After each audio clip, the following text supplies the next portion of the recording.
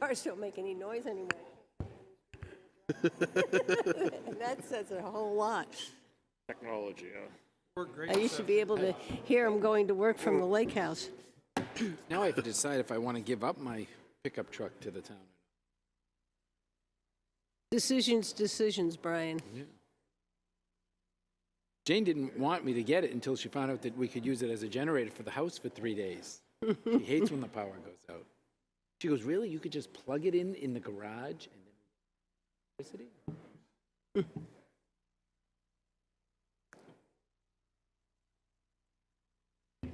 As long as you don't backfeed the line. I have to have a sub panel. I do. Or you just turn the master off. Yeah. I would turn off my master and I have a sub panel.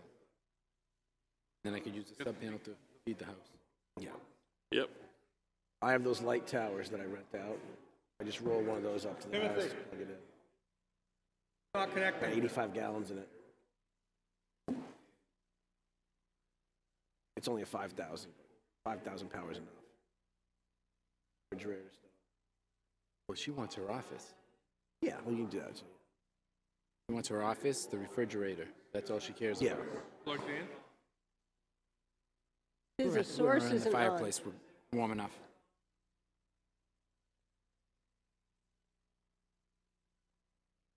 It's just blinking. Work this out. That's always the case. Now, Jim Pinio, do we have need for a non-public session? We do, I don't have the RSA, but it's collective bargaining agreement discussion. Okay. First item on the agenda, we have minutes for November 3rd, 2021. I would like to table those. The minutes we have were really in draft form. I have gone through and made a whole lot of corrections and changes and gave them to Amy, and Amy has a few areas she would like to change. So can I have a motion to table those? So moved. Do I have a second? Okay, any further discussion? Hearing none, all those in favor? Aye. Opposed? Okay. Next set of minutes are the minutes of November 17th. Do I have any corrections? Anybody have any concerns? Hearing none, can I have a motion to accept as written? So moved. Second? Okay, any further discussion? All those in favor? Aye. Opposed? Okay. We're moving on to a public hearing. The Wolfeboro Board of Selectmen will hold 2 public hearings on Wednesday, December 1st, 2021 at approximately 6:30 p.m. at the Town Hall, Great Hall, 84 South Main Street, Wolfeboro, New Hampshire, and on December 15th, 2021 at approximately 6:30 p.m. at the Town Hall in the Great Hall, 84 South Main Street, Wolfeboro, New Hampshire, pursuant to RSA 41:14-A, acquisition or sale of land, building, or both. The Board of Selectmen to swap land with Mill Street Investment, LLC, 88 and 96 Laner Street, tax map and lot 218-8 and 9, boundary line adjustment. And I'll turn this over to Jim. Do you want to give us any information on this? Yeah, we are having some technical difficulties this evening, so I'm not sure if I did. It's muted. Yep. So this particular public hearing is about the land swap boundary adjustment, which is taking place down at the parking lot, down at, sorry. Laner Street? Laner Street, thank you. We've been through a number of renditions of this, and the property owner is on the same page, and we feel this is a win-win. It puts sewer easements on our property and takes travel paths and puts them onto town property versus private property. And am I correct that it's about the same amount of land we're switching? It is an equal portion.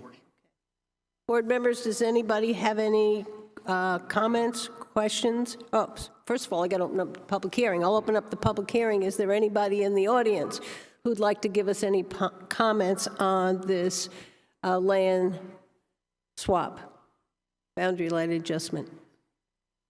Hearing none. Now I'll close the public hearing, and we'll see if we can get rid of the echo.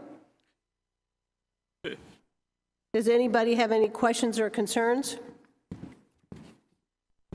Hearing none, can I have a motion from a board member? Move to authorize the Wolfeboro Board of Selectmen on behalf of the town of Wolfeboro to approve pursuant to RSA 41:14-A, acquisition or sale of land, building, or both.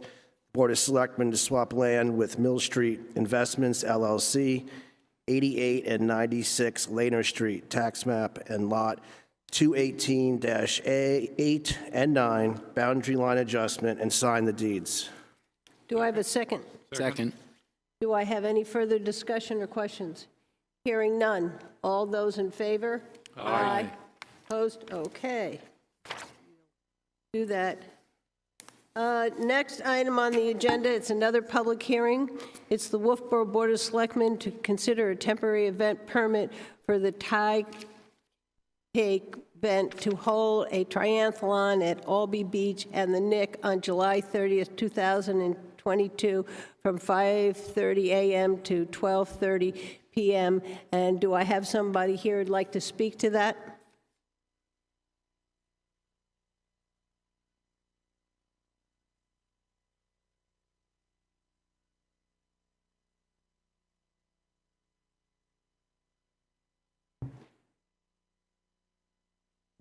Vince Vaccaro, Tritech Events. Since the last time I was here, I was able to secure an event sponsor. The Nick will be the event sponsor.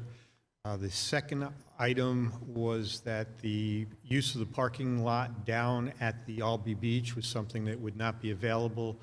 I have since talked with Martha Cummings from the New Hampshire Boat Museum to utilize property that they own across the street from the actual museum itself for the transition area. Unless there's any other questions, I'm happy to answer them. Okay, I'm going to open up the public hearing. Is there anybody in the audience who'd like to give us any public comment on this? Seeing and hearing none, I'll close the public hearing. Board members, do you have any questions? Just on the wording, it says this still meets the requirement of a nonprofit. So it's not sure. It says not sure this meets the requirement of a nonprofit. And I'm wondering if that could be clarified for We me. got a new, here, let me pass you it. A new one came in which the Nick is written up there. There's Albee Beach /Nick. We asked him to give us a new front page with the Nick there, and he has provided that for us. He came in late this afternoon. Okay. So is everybody else comfortable with that? Yep. Anybody else want to see it? Nope, you're comfortable? All right. Because there's, should have passed this out. I didn't see it all here. Here, Luke, here's yours.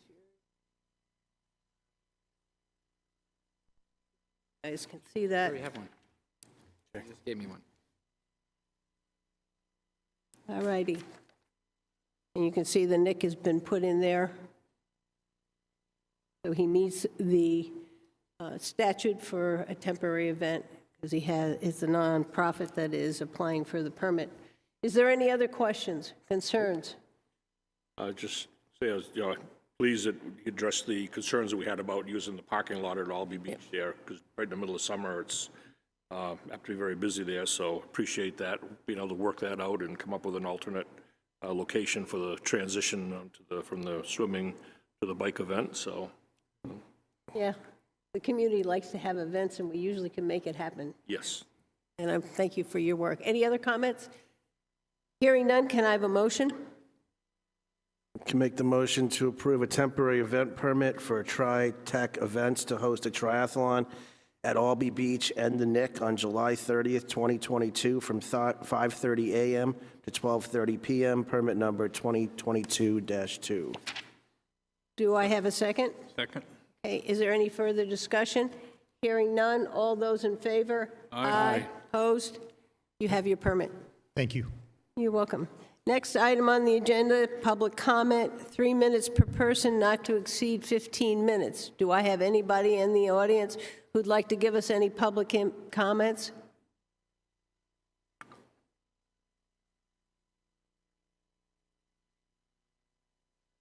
It's mostly a question directed to Mr. Pinio regarding the proposal for the warrant article for Pop Whalen. We had a warrant article question last year, I guess, Article 13, Pop Whalen Enterprise Fund Advisory, was no money attached for us. A study to determine the impact of the enterprise fund, how it was functioning and so forth. Has that been done? So we've done some in-house evaluation of the enterprise fund. We found that the rates that we adjusted going forward should actually make Pop Whalen a sustainable enterprise fund. However, it would not be sustainable if the facility was required to pay for the upcoming structural upgrades, but as far as for the operations of the facility, yes, it is sustainable.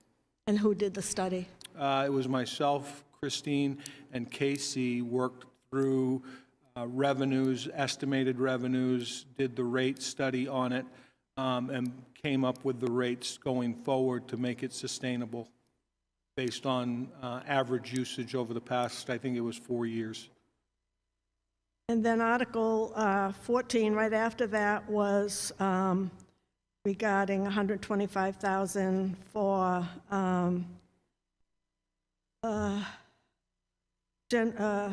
general taxation for providing professional design services for the roof insulation, dehumidification, electrical upgrades, and scope of work done. I assume that's been done, so who did it, and was that sent out to bid to get somebody to do that work? So this was a partnership in conjunction with the Friends of Pop Whalen. The Friends of Pop Whalen had evaluated a number of various architects. We ended up picking the architect in which provided what we felt was the best bang for the buck. They have experience in our ice arenas. They were able to work within our budget and are working within our timelines, which is extremely tight. And is that architect that you're working with separate and independent from the one for the expansion? So as we've dove into this project, one of the things that we've identified is the roof structure itself, while upgraded when the partial roof collapse occurred, that was upgraded in a fashion that the roof structure would meet code. However, the structure holding up the roof does not meet code. So we looked at a series of options to bring this up to code, which would have been increasing the size of the superstructure, welding, and it was essentially determined that it couldn't be done. So right now the proposal is coming in front of you basically for a tear down and reconstruction of a new superstructure and building around the Pop Whalen facility. Thank you. That's all for the moment. Thank you. Okay, is there anybody else in the audience who'd like to give us any public input? Hearing none, we'll move on. The next item is the bulk vote. Board members, does anybody have any questions and concerns in the bulk vote? I do want to point out that we had the 2021 Equalization Municipal Assessment Data Certificate, and I want to point out that in 2019, our indicated ratio was 86.2, and our mean weight was 86.2. We reevaluated, it was at 92.3, and today it is at 75.8. So our property, our assessments are lower than what the real estate is selling for. Only reason I point this out is the state could come back and ask us to reevaluate sooner than 5 years in 2025. Does anybody else have any comments or questions regarding the bulk vote?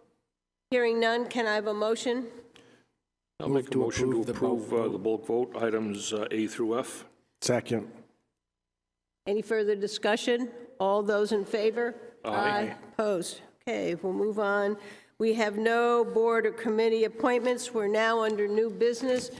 New business 1 is appointment by Robert Mulholland about Center Street Sidewalk. Come on up to the microphone. Thank you. I'll be brief. Want to cover an area, I'm going to cover that sidewalk, but I want to just put out this thing that I'm trying to do tonight is public safety. I think public safety, everybody thinks, well, we got a police department, we got a fire department that covers public safety. It doesn't. Public safety, all of ours responsibility. And I think we're not doing everything we could do when it comes to public safety. That said, Crosswalk, Cotton Valley Trail. Brought this up. There's a couple selectmen here that know this, and the town manager. You cannot see, when you're coming out of town and heading towards Ossipee, you cannot see a pedestrian coming. And if they just walk out on that road, it's just a matter of time. Someone gets hit. There are no signs. There's nothing. There is a stop sign. I think the town fixed the stop sign after that accident, which I understand was, had something to do with something else. But nonetheless, you cannot see a pedestrian coming out of town at that crosswalk. And I'll give you another example. Yesterday, what I do for a job every day, I drive all through town. I see all kinds of things. And I'm sure most of us do if we drive through town. I had a pedestrian walk right out in that crosswalk, never looked, just kept going. And there's nothing we can do about that. I get that. But I think that crosswalk at the Seabird, at the Cotton Valley Trail, which is heavily used most of the year, when it's not being walked on, it's probably being snow machines on it. So I think we have to try to do something. That's why I'm here tonight. I think we need to do something there, whether it's signage, a flashy light. I know that stuff costs money, and I don't like to spend money either. I think we all try to keep a close to the vest, but I think that it's a public safety issue that needs to be addressed. It's a busy road. 109A comes off of there. You got all those people coming into town, out of town. I just would like to see something done about that crosswalk, and what to do. I don't know. Your guesses are as good as mine, but something, at least something that lets them know we can't see you. I did hear you at the Budget Committee, and I did take what you said very seriously, so I went down and took some pictures. And the state had gone through there not too long ago. They eliminated one of the crosswalks, but their signs, pedestrians, behind that building is the stop sign. So that building, in front of that building is the sidewalk, and then there is the shoulder. So there is some distance there to see. And that this sign is what the state put in, wanted us to put in, and you can see it both ways on both sides. And I did see the stop sign. I'm not quite sure what else we can do. It's kind of like the person who walked out with you. So I'll give you these in terms of the signage. I don't know what other sign other than us putting a blinking light there, and I'm not sure somebody who isn't going to pay attention, as you saw, just go right on out. But I did take you serious. I think we're all concerned about public safety in this town. Brian? Yeah, I had a long conversation with Chief Rondo about this, and I asked him, give me some history of the crosswalk on Cotton Valley, right by the Seabird. And he said that in all his years being there, he has only known of one pedestrian that has been hit by a car. He knows of other accidents where cars have had collisions, maybe stopping, he said, for someone coming out of the crosswalk, but he doesn't know of any fatalities or any serious car accidents in that location. He does believe that, like any crosswalk in town, it is a problem area. A lot of the people use the crosswalks. A lot of people don't use the crosswalks. I had an instance where we have the tall signs that show a little child or something. So I had a little child come out from behind one of those signs in front of me. He was hiding behind it in the street. We had a signage up to protect him, and he was kind of playing behind it. And luckily, I was going slow in downtown, and he ran out in front of me. And then his parents gave him a holy handbasket for it. But the chief didn't seem to think that there was much else other than a blinking light, which is an $80,000 expense, and we don't know how we would have to fund that. Brad? Yeah, just kind of thinking here a little bit. I don't recall we've ever put one out there, but we have those portable, the yellow crosswalk signs that our Public Works Department puts out on the yellow line at the crosswalks and stuff. Would that be a good location to set one up, during, obviously summertime, I can't put it out there in the wintertime, but that at least bring a little more awareness to people that are approaching it. Trying to think of something that could be done fairly quickly. Are you talking the thing that's in the middle of the road, which Right, says, yeah. I mean, we could definitely put one of those during the summertime, Could where ask it's most used. If they have another one there, they could put out. We could ask them to get one to put out there. That is something we could put out. I think something, I can tell you, to Brian's point, the chief may not, but there's a state trooper that would tell you likewise, tell you something completely different, because I've seen him standing there in the summer, and you might not see him anymore because now he's a detective, but Mr. Corbally, who lives on Wit Neck, stands out there. I know Kempis. right? I know And- Kempis very yeah. well. He stands out there and he watches because it is a problem. So, I think that's a good solution. That's the best we can do. And we can look at another year, trying to get 80,000 in the budget for a, and I'll look at you.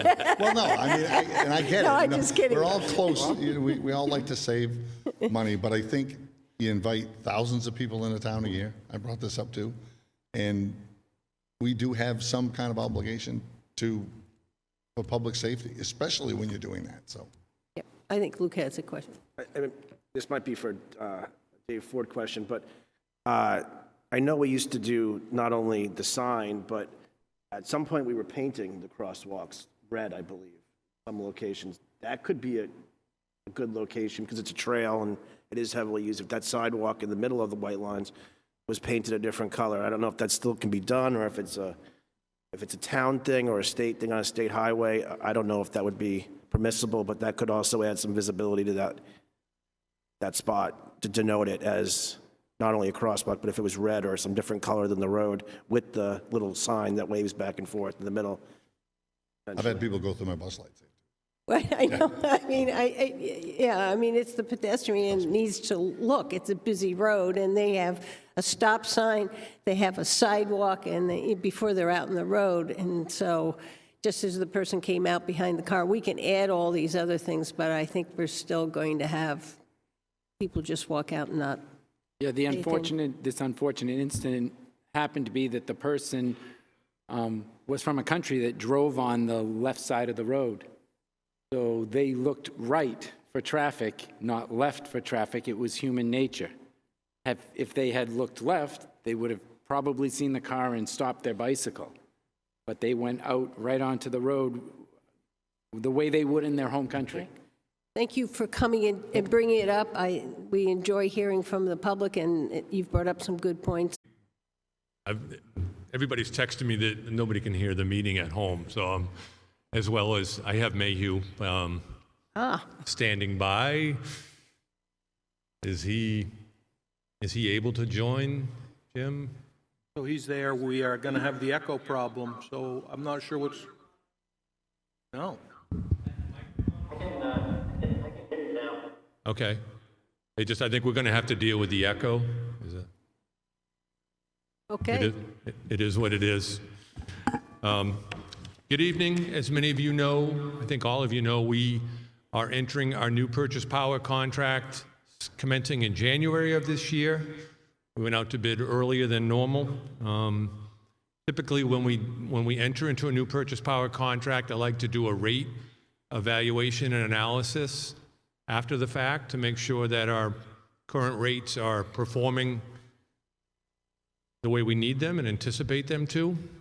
So once again, we reached out to Mayhew CV from PLM to do our 5-year rate analysis. I have Mayhew here virtually to go through a PowerPoint presentation. I'm not quite sure how this is going to work, but you there, Mayhew? Yes, I can. So,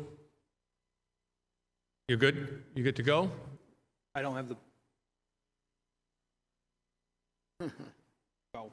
Okay, I guess we don't have necessarily the slide presentation up or the ability to show that, but perhaps we can at least talk our way through it.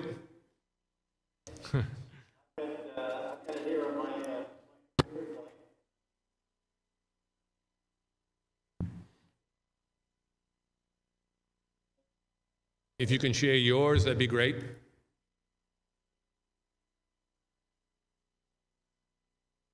All right.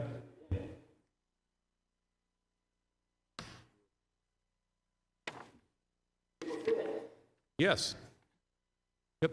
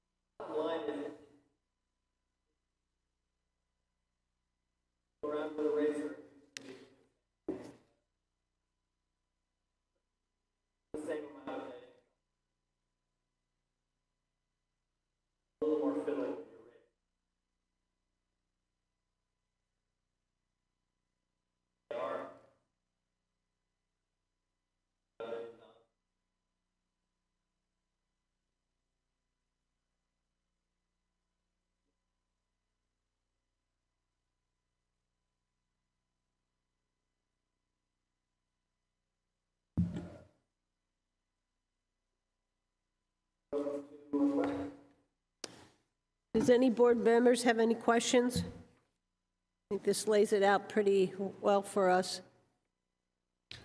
So I guess, Barry, do you have a recommendation you wanted? yeah, I would like to see a motion just to maintain our current rate over the period of 2022 through 2026. I think we're extremely fortunate that we went out to bid when we did, and we're able to do that. If you look around at the other utilities out there, some of them are looking at 75, 80% rate increases. I know it just so happens the utility that I am a member of, we're going to have a 75% jump in our generation costs. So I would propose that we keep our current rate and spend the next year, 5 years, very happy. So, and just to let you know, our 10-year, actually, we looked at the 5-year plan. Our 5-year work plan, as far as our projects proposed, those are incorporated into these rates when we look at proposed expenditures. So when we often say it's already built into the rate, when you see our warrant articles, we reached out and, forecasted our expenditures in 5 years and built them into this model. So, Board members, anybody have any questions for Barry? Does anybody want to make a motion to keep the rates the same from 2022 through 2026? I'll second that motion you just made. Okay. Any further discussion? Hearing none, all those in favor? Aye.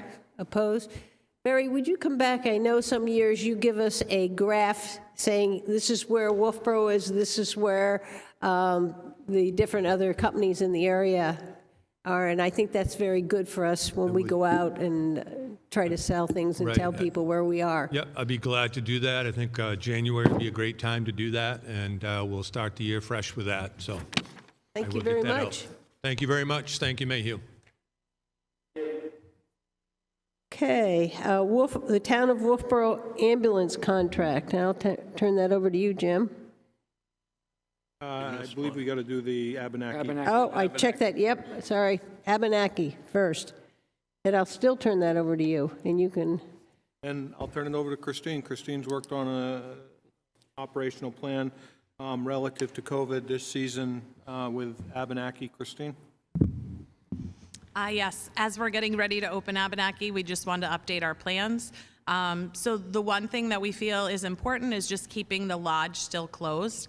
We're going to utilize it this year for rentals. So we didn't have rentals last year, but this year we are going to have rentals. So our plan is, because that rental room is so tiny and having people in there, we're going to have people come in from the outside and set up a little corral, so to speak, and then we'll have them fill out their paperwork, do the rentals, the person can come out and fit them, so there's more room there. We're also going to still do concessions through the windows like we did last year, and then that way it will just keep our staff where they have a break room as well and still keep them safe. Most ski areas are doing that as well, keeping their lodges closed just because space and having room in there. So we feel like that's really the only thing we're going to want for a COVID protocol, except for the fact that when they do come into the building, just have a mask available if they are being measured. When they do the rentals, they have to measure them. So if they have face-to-face contact, we just want them to wear a mask. And are you going to do that when the people come in to use the bathroom? Are you requiring into the building or not? No, like they can still come in. That would just be, just have a mask if they're face-to-face, because sometimes they are in their face measuring them. And my understanding is that we're going to have Wolfeboro and non-Wolfeboro. You're not going to have to sign up for times. It'll go back to exactly the way it was, except for the lodge. Correct. Yep. Luke? In here, it's on page whatever, it says staff and customer health, patrons 2 and older will be required to wear a face covering, which is a cloth or disposable mask to help protect against the spread of the virus when indoors. We can edit that out. Yeah, I thought we covered that when we covered the rink, that it would Yes. be highly suggested or encouraged, but, and I guess that, I mean, I have a little bit of an issue with the fact that that it's going to be closed to the public. You know, if a parent wants to come wait for their kid inside while they're skiing, it's going to be completely closed. I feel like, you know, we're going to be dealing with COVID for a very long time, and just to have that lodge is a great resource for the town. It's a great resource for Abenaki. I just hope that this will be the last year that it's closed. And, you know, I personally think that with protocols in place, we could keep the lodge open for small numbers of people and limit it to small numbers of people. But if, you know, the rest of the board decides that they want to keep it closed for another year, I'm okay with that. Board members, anybody else have any comments? I mean, the lodge is lovely, but when I went over taking my grandsons, it's packed. You know, and people are sitting at tables eating. I mean, there's no space. Now, whether you could eliminate some spacing or put a cap on how many can get in there. I stood a lot outside last year watching my grandkids, and, you know, I would have preferred to be inside, but it didn't stop us from going there. Only other way I can see us doing it is you definitely have to limit the number who could get in there, and whether that would be more staff. Right. So, I mean, I think start off with this in place, but if there is an opportunity that we can manage and have less amount of people in there, it's something we're definitely willing to look at. I just can't promise it right now just because of my staffing situation. So. Are there outside heaters there? There are not. Option. I mean, you better have enough clothes on. Yeah. I mean, is my feeling. I guess I think that we should try to move towards, if we can, opening it and limiting the number as you have staff. I think, you know, I'm comfortable with that approach. Anybody else have any comments or why they would like to see it? Would you be worried about your staff if there were people in there? I think I would definitely just have to section off an area. I think it could be doable. My concern is that very first week is like 11 to 7 every day with full staff in there. So I just don't know if I would have the manpower to do that. So I think it's something we can work towards. I think that first week might be rough because it's just so many people. But I think after that, our numbers are pretty low, like during the week, that we might be able to accommodate. Look at it and see if it's possible. I think that's what we're saying. And then we'll just limit how many people and make sure we're transitioning out. Yeah, and if it's possible, and if it isn't, then it isn't. But I think I think we do want to start moving towards as normal as we can be. Yep. So, just common sense approach. Yep. Maybe after the holidays is when you start, and during vacation week, you have to go back to being a little bit stricter because you know how busy it gets. Right. So. Anybody else, any comment? Okay, can I have a motion from somebody to accept the protocols, COVID-19 health and safety protocols for 2021-22 season? Move to approve the 2021-2022 COVID-19 plan for the Abenaki ski area. Second. Any further discussion? Hearing none, all those in favor? Aye. Opposed? Okay, you're all set. Now we can move on to the ambulance contract. So in front of you, you will have a updated ambulance contract, which is continuation with Stewart's Ambulance for another 2 years. The only real change in the contract is the pricing model, which the pricing model is exactly what it's been historically, CIP for the Northeast region, or 3% max. And the other slight change in it is they did request, they being Stewart's Ambulance, requested that if they were doing a local transfer, in other words, from Huggins Hospital to a facility in Wolfeboro, they just requested not to have to shift an ambulance around. We felt that the time frame that took was acceptable. The chief worked with Stewart's on completing this, and we feel it's a good contract, and we should maintain it for the next 2 years. Jim, do you want to just give the highlights, because there are people at home, you know, with the 2 ambulances, what it is, because there's been concern about that, and the amount of time they need to get on. So there's 2 ambulances that are housed in the town of Wolfeboro. One is at the paramedic level.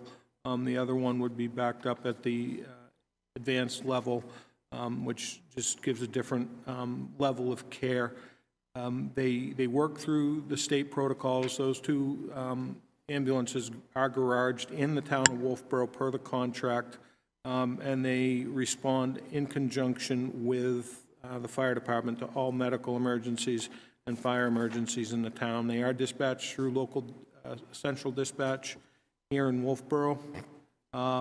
And we do have some penalty clauses associated with this, that if it takes too long for them to get on and respond, or they can't meet the obligations, we can issue a penalty monthly. This has not been an issue, which is a good thing for the ambulance service going forward. It also gives us the ability to look at their books anytime we want to if in the future the town wants to consider looking at ambulance services, we could look at those books to be able to do a cost benefit of the existing service compared to taking it on in-house. This is a good contract, and it holds them accountable, and they do a really good job for the town. But they are permitted to shift their ambulances around, and, you know, they're in the business to try and make money and pay their employees, and we think we've struck a good balance of them being able to shift their ambulances around, maintain coverage to the town, and move ambulances in as needed. Thank you. Does any board members have any questions or concerns?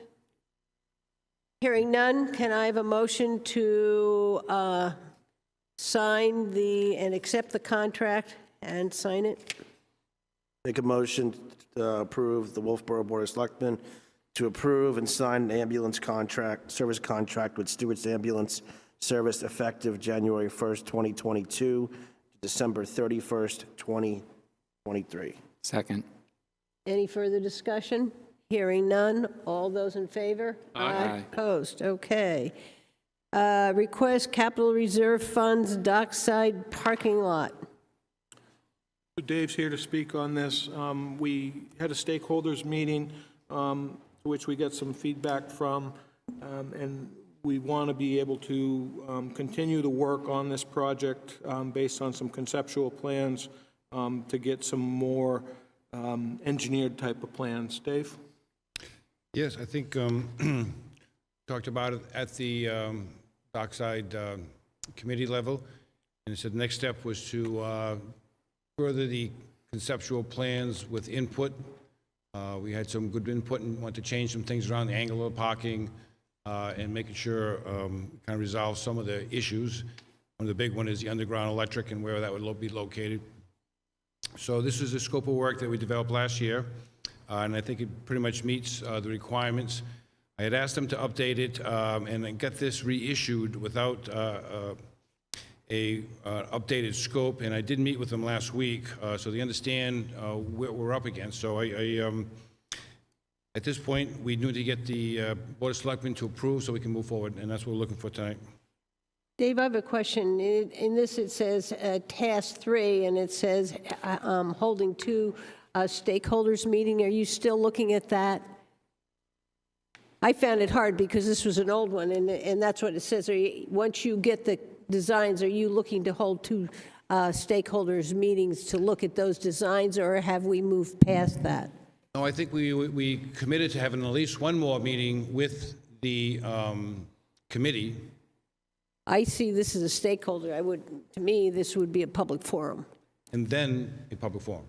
So what I was thinking, Okay. 2 meetings meant one more, so we make sure they got the feedback properly. So you get to see it first, the Board of Selectmen or the committee. And Both, then you say, yeah. okay, let's go look at it. And that would be then for the planning board type of plans. Okay, so we're going to have we're going to get 1 or 2 plans? Oh, no. Concept design, or are we coming out with 1? We're going to have the alternatives we talked about, crosswalk locations, the elimination of parking, the potential to save a parking place here and or give it up for a pedestrian space. So what we have talked about, the idea the concepts would have those alternatives. Okay. But once we have the first meeting, Yep. we're going to kind of solidify that design, so then we can go to. With 1 design. Okay, because I know Brian talked about having some parking spaces for motorcycles. We talked about closing the parking on one side, going out. So we're going to get back 2 options in terms of addressing that before we decide on a final.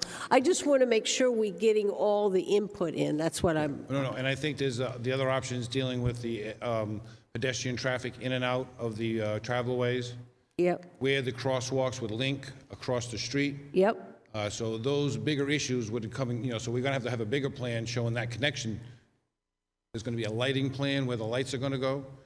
The underground electric is most important. That's what we think we need to get. The parking, the pedestrian space, the transition from the parking to the dock area that's under construction now, and making sure we have that transition to make it. And we have the right, I think there was some concern about the right angle still backing into the ramp and where the cars go to do that. Well, I think everyone said that the angle parking would be better, so we're going to, go angle parking.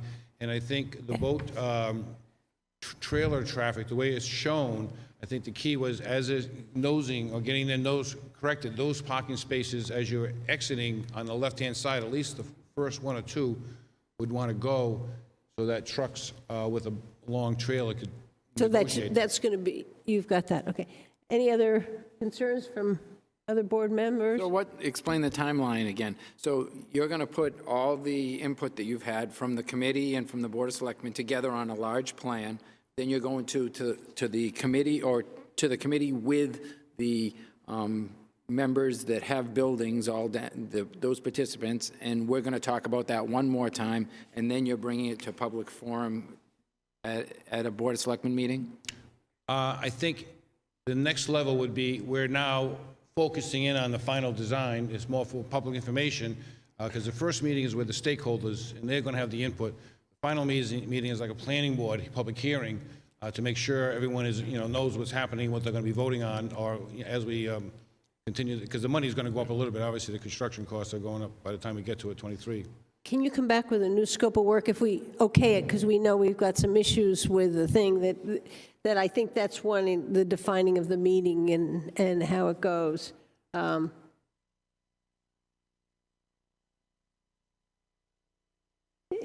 Is that what? Because this is going. There are going to be changes to this. Am I correct?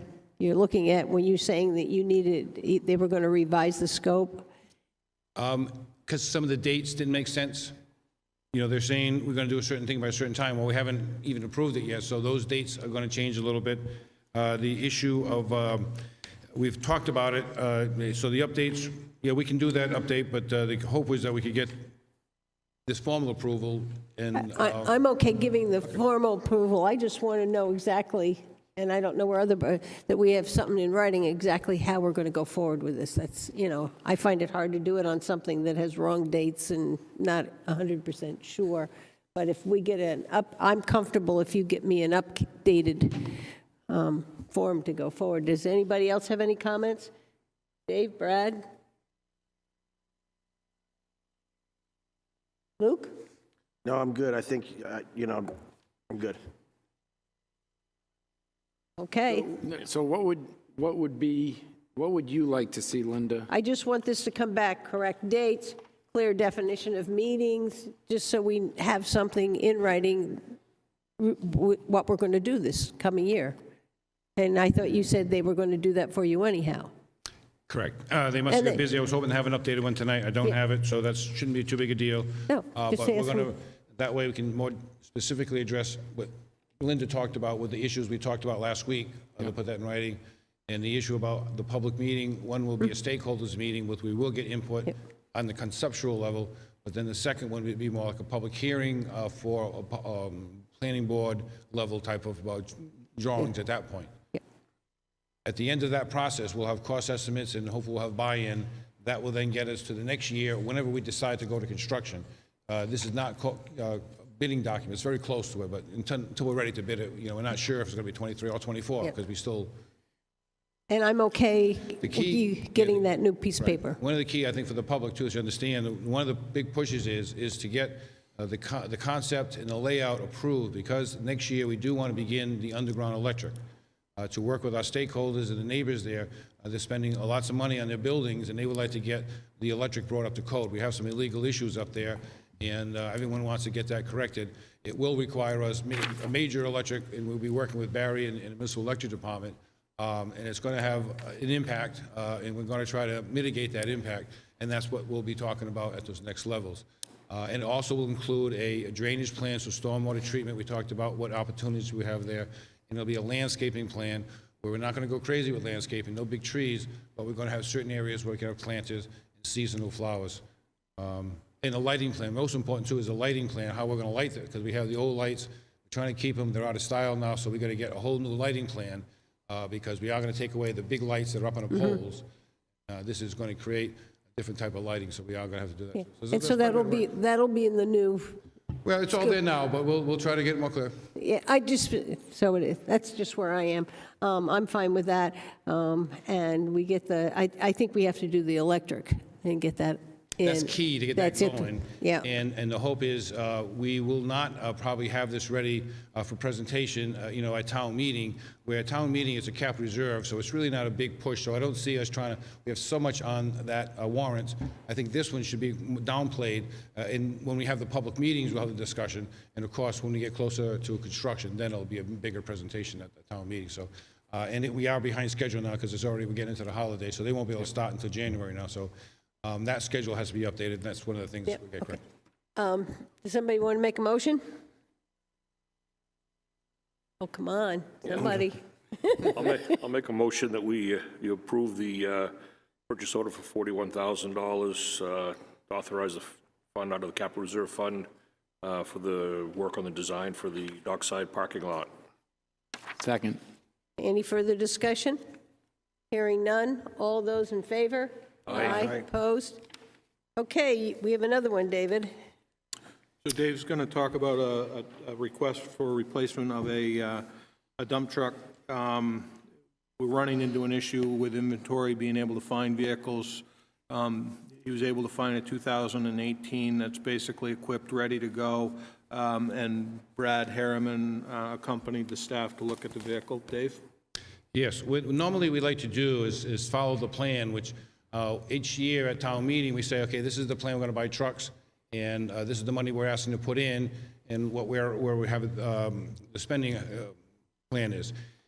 So this year, we know we go out to bid. So we're trying to go out to bid, and all the dealers are telling us there's nothing out there to bid. The new trucks are backlogged, and that even one of the suppliers, you normally have to buy a truck, say from a Liberty, a truck dealer, and then you have it set up by a company like Sleeper or Donovan.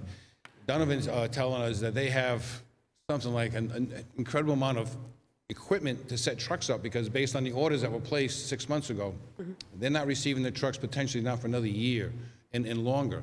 So the idea of the old way we used to bid a truck and have it ordered, it's really messed up for a year. So that supply chain has hurt the truck business. So we couldn't find the 1.5 ton truck that we had talked about buying, and we couldn't find anyone who would bid on the HD12, a 3/4 or 1 ton truck. The only thing was, here's a truck, if you want it, you can buy it now, but it's going to be gone tomorrow. I was like, what? And the other issue is the trucks they're building are all more four-door trucks, so that's where the money is, and that's where they're focusing their trucks selling us. So that puts us in a pickle. The guys are out looking hard, and they found this dump truck, which I was worried. How come it's still on the market? Why did this happen? And back in 2018, they ordered a manual transmission.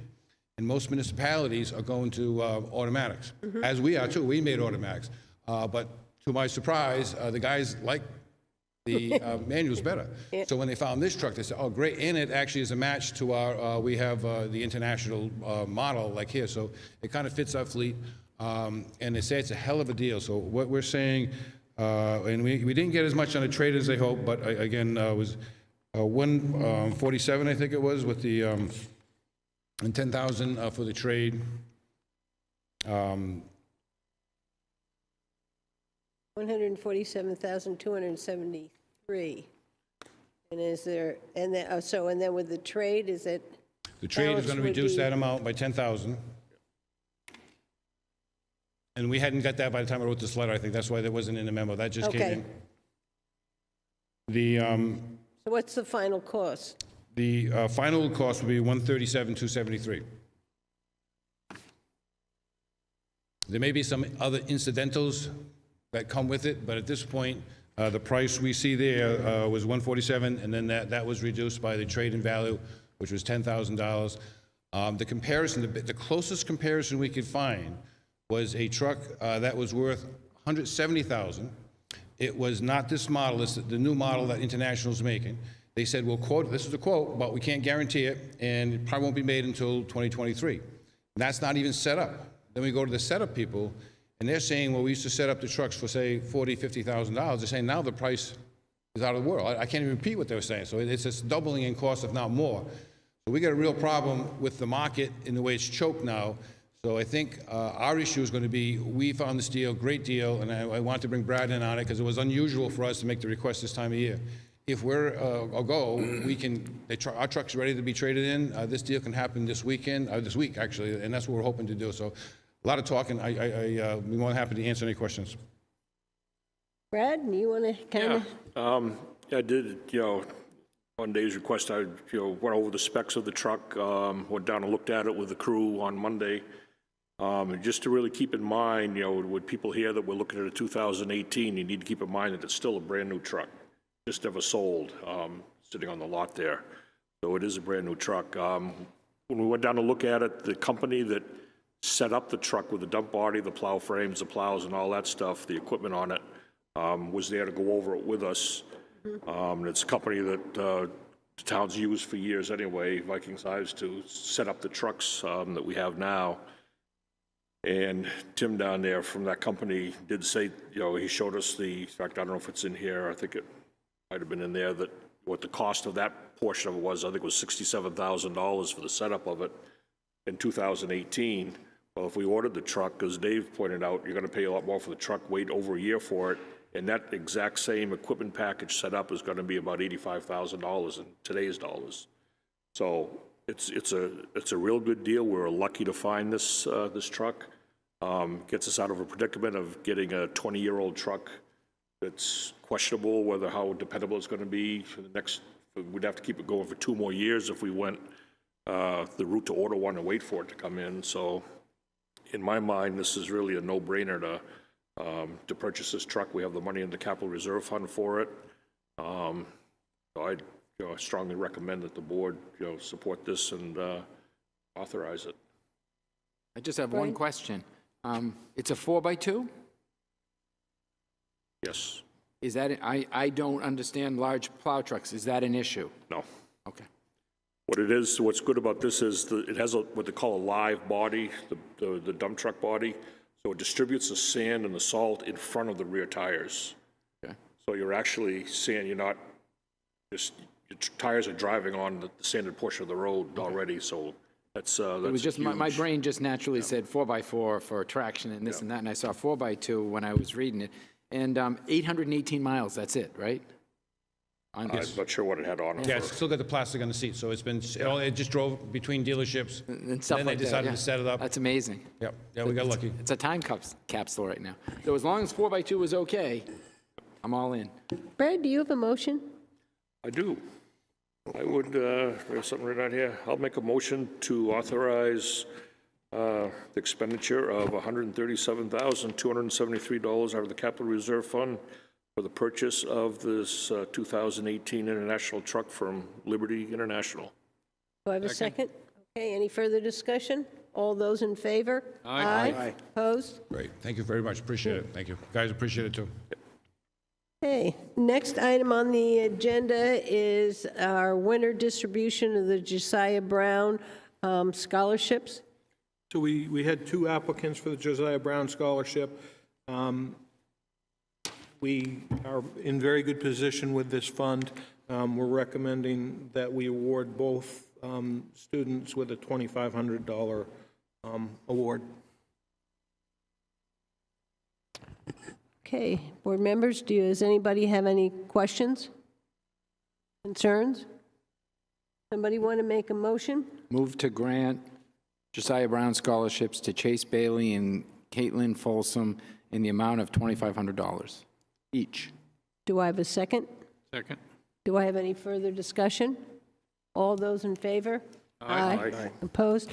I really would like us to get on our calendar, and I'm willing to work on it, maybe another member of the board. We really need to look at the qualifications for this scholarship because we only had 2 apply, and we really need to do something about it. So I'm willing to work on it. Is there another selectman willing to work on it? I will. Okay, Brian, we'll see if we can get down and look at that. All righty, next item on the agenda is the rules of procedures. A new set was sent out Monday. We had opinions from town attorney. I made what are the adjustments that he recommended, and does any board member have any questions or concern? We're putting in a new H, and this talks about how we, well, I can read it. The town manager is the person who approves by the Board of Selectmen to manage and oversee all requests for legal opinion from town attorney on town matters unless the Board of Selectmen votes to approve a selectman to request an opinion. Should a selectman want a legal opinion from town attorney on a town matter, the selectman should make a request to the town manager. The town manager shall either A, send an email to the town attorney stating the question being asked, or bring the legal opinion request to the full board for its approval at the next meeting. A town matter is defined as any subject under consideration by the board or any matter within the authority or jurisdiction of the board. Does anybody have any, we've talked about this in another meeting, we've worked on the wording. Does anybody have any concerns or questions? I have one. Sure. It says that the town manager should either A, send an email to the town attorney stating the question being asked, or B, bring the legal opinion request to the full board. So our town manager can't call the town attorney? I think what we are looking for, he can call it on a matter just to talk to him, but if we're going to get a legal opinion, we should have the question asked in writing In an email only. and we have a written answer. So we all know what was asked and we all know what the answer is. He can have any kind of conversations he wants with town attorney, but if he's getting a legal opinion for the board, You want it in an email form? I want him, yep. Can I have a motion? I'll move that we approve our revised rules of procedure. Do I have a second? Second. Any further discussion? All those in favor? Aye. Opposed? Abstain. One abstention. Okay. We're moving on to warrant article discussion. Okay, so we've had a number of our articles reviewed by legal counsel. You have a number of documents in here. We will go through each article. You will as well find in here an Excel spreadsheet which breaks down the current warrant article costs right now. The cash warrant articles is 86 cents. Last year, the cash warrant article requests were 96 cents. You also will find a breakdown of the unassigned fund balance and where we're at today. Capital reserve documents, where we're at. And then you'll find a series of draft bond schedules for your review. They're kind of small to read on your print, so we printed out the larger ones for your review. And we'll try to go through this. Apologize for the technical issues. The thing worked wonderfully today, but for some reason it's not working well this evening. So the first warrant article is the electric power reconstruction of Turtle Island Road. See if the town will vote to raise and appropriate the sum of $270,000 for the purpose of reconstructing the overhead electrical distribution system on Turtle Island Tap, which includes the areas of Camp Road, Lady Francis Drive, Wishing Well Lane, and Governor Shores Road. The amount of $270,000 shall be funded from the Electrical Enterprise Fund surplus. This expenditure will not result in any increase in the tax rate. And this has been amended minorly by legal counsel. Does any board members have any questions or concerns about that warrant article? Okay, let's go on to the next one, which is O. So this one reflects the language that came forward by the library trustees to see whether the town will vote to authorize the Wolfeboro Public Library Board of Trustees to expend a sum not to exceed $250,000 for the purpose of constructing an installation of design landscaping plan on the property surrounding the library building. Said sum to be taken from donations and grants, and it will not have any impact on the tax rate. That's been approved by legal counsel and zero impact on the tax rate. And this has changed from the last time we saw it because we had the selectmen in there, and it is correct, the Board of Trustees. Correct. Yep. Okay, we'll go to the next one. Page 3, we've changed the title to reflect the request. Townwide Historic Resources Study to see if the town will vote to raise and appropriate the sum of $17,000 for the purpose of hiring a preservation consultant to carry out a townwide historic resources survey that will serve as a foundation for future efforts to complete its historic character and help manage growth and change. Completing this survey is identified as a high priority in the Arts, Culture, and Heritage chapter of the Master Plan and is one of the primary purposes of the Heritage Commission. This survey will provide an overview of the community, including its geographic history, architecture, patterns of development, and important themes in its history. It will contain an extensive bibliography, maps, and listing of potential and already identified historic resources. This appropriation is non-lapsing pursuant to RSA 32.7, Roman numeral 7, and shall lapse on December 31, 2023, or upon completion of the project, whichever occurs first. Estimated tax rate impact is 1 cent per $1,000 of assessed valuation, and it's been approved by legal counsel. Okay, anybody have any questions about that? Okay, we'll move on to the next one. Conservation easement to see if the town will vote to place a conservation easement on the town-owned portion of Whiteface Mountain, tax map 37.7 and 37.8. See deed record at book 3561, page 196, with said easement to be held by the Lakes Region Conservation Trust. No tax rate impact, and this has been amended by legal counsel. Any board members have any issues or concerns? Okay, and the next one?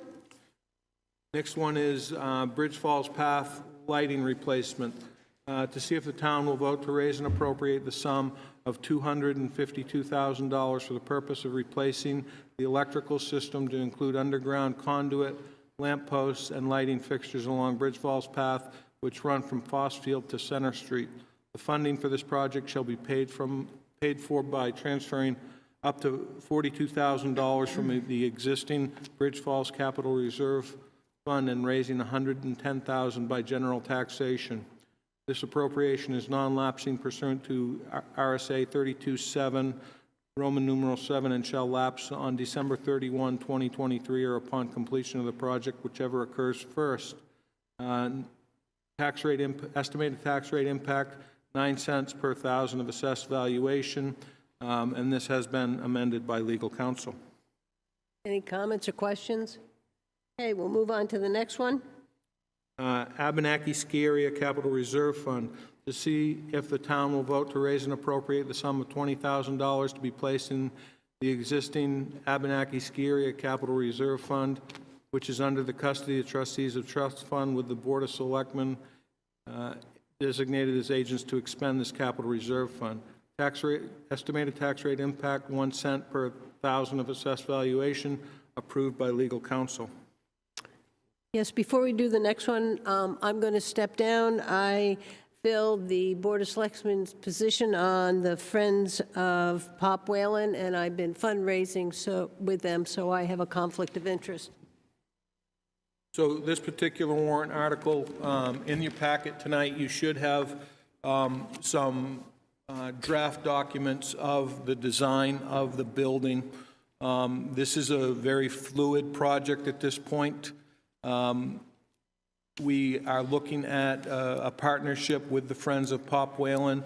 Mr. Vice Chairman, with your permission, they may want to speak on behalf of this, but you should have some drawings in front of you. Our hopes are that very early in January we will have the pricing. We've got a couple of dates proposed for bond hearings, which we will work through. But I will go ahead and read the warrant article and give you a little bit more information from that point. Pop Whalen renovation and expansion project, the bond, to see if the town will vote to raise and appropriate the sum of $4.7 million for the purpose of structural replacement, expansion, renovations, and equipment replacement at the Pop Whalen Ice Arena. Further, to authorize the issuance of not more than $2 million in bonds or notes for this purpose in accordance with provisions of RSA 33, the Municipal Finance Act, at least $2.7 million in donations from the Friends of Pop Whalen.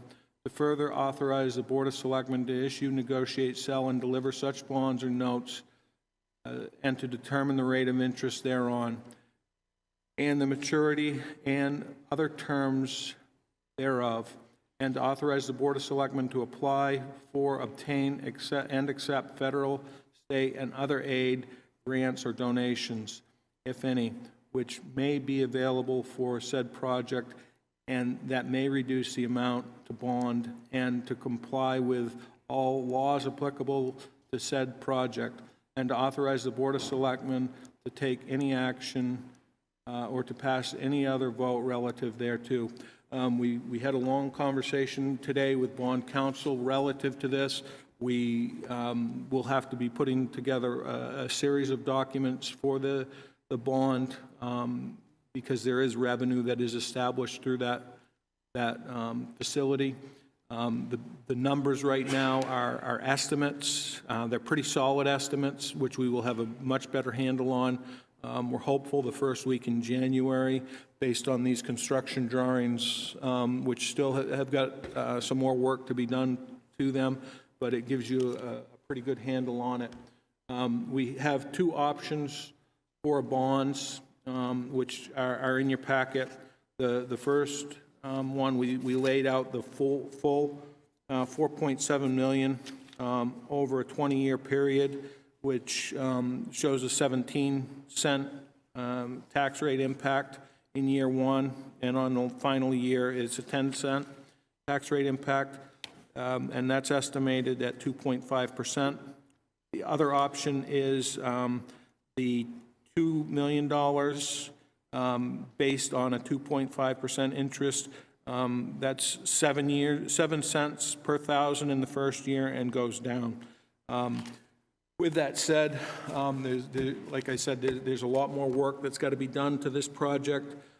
It's very fluid and can answer any questions you have, and I believe that a couple of the friends may want to speak on its behalf based on what they're doing on their fundraising end.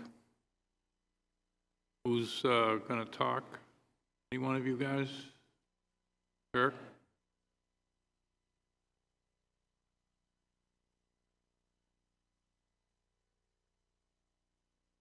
Have some. Just put them in the chair, Kurt.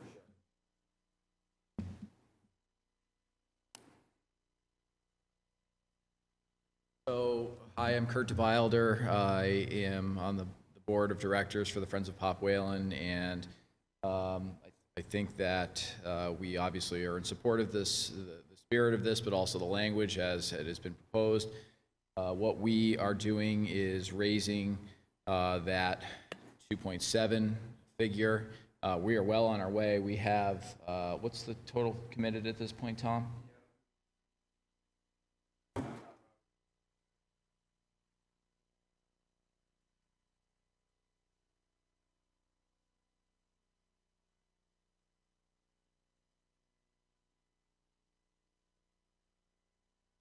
Hi, Tom Roberts. I'm on the board, and I'm the treasurer of Friends of Pop Whalen.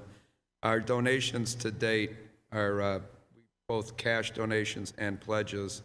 We're at $1,450,000 right now out of the 2.7 that we're looking to raise. And our fundraising efforts, really, the majority of them kicked off just about a month or two ago, so we're still in the early stages of the fundraising, but we've had good support to start off with.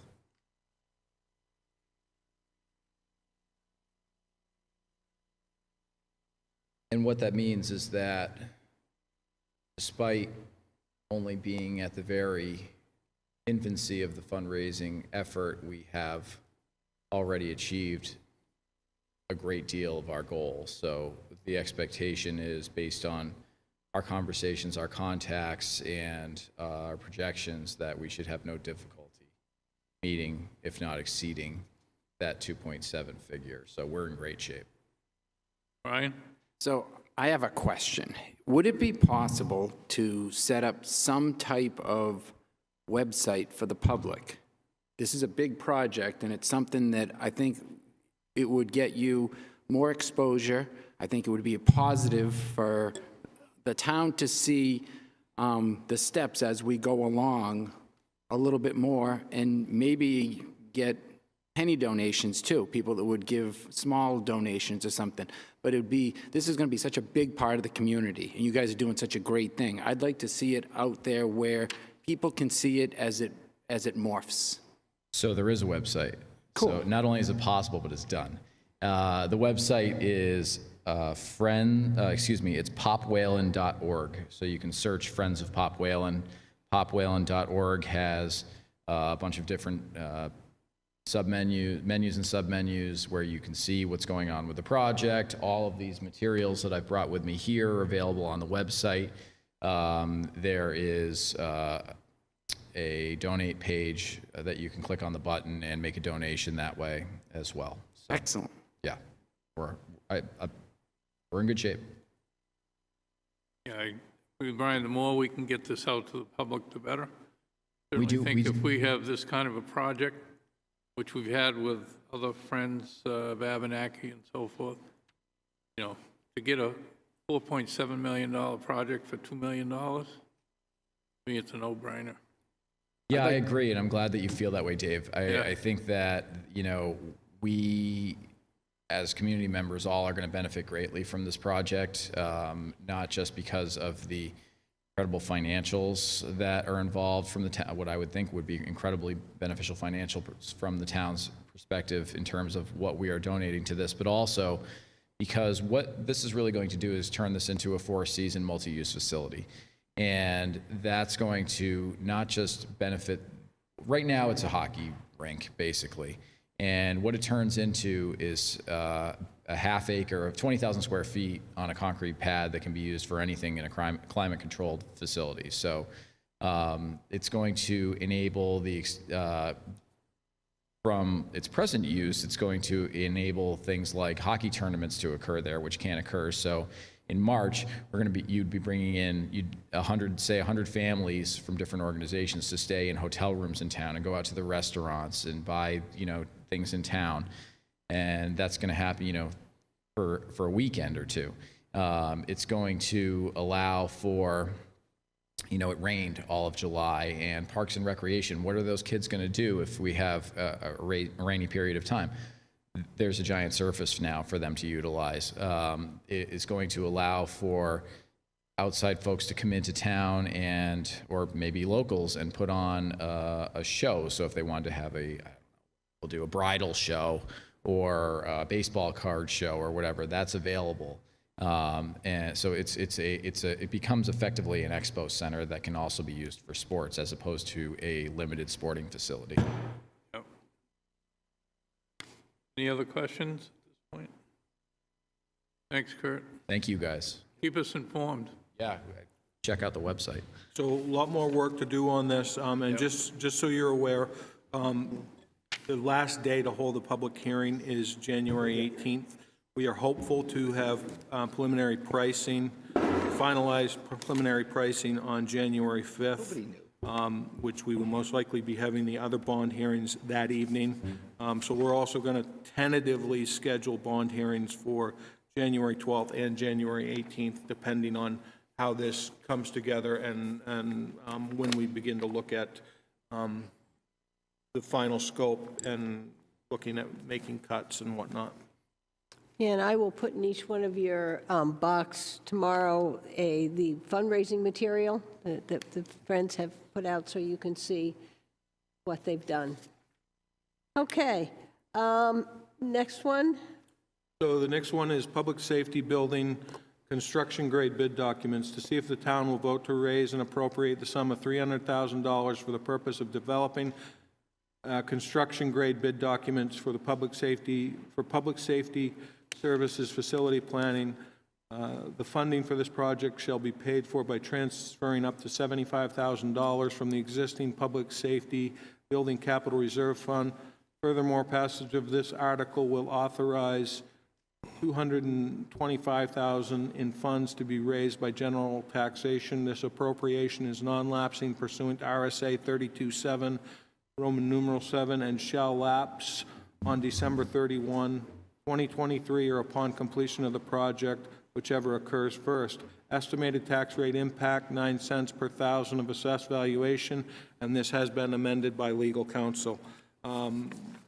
So we actually held a meeting today of the Public Safety Building Committee, got some further direction going forward, and exactly what Dave just said, this project, after we get through the new year, we plan on attacking this with a public information campaign as to where we're going.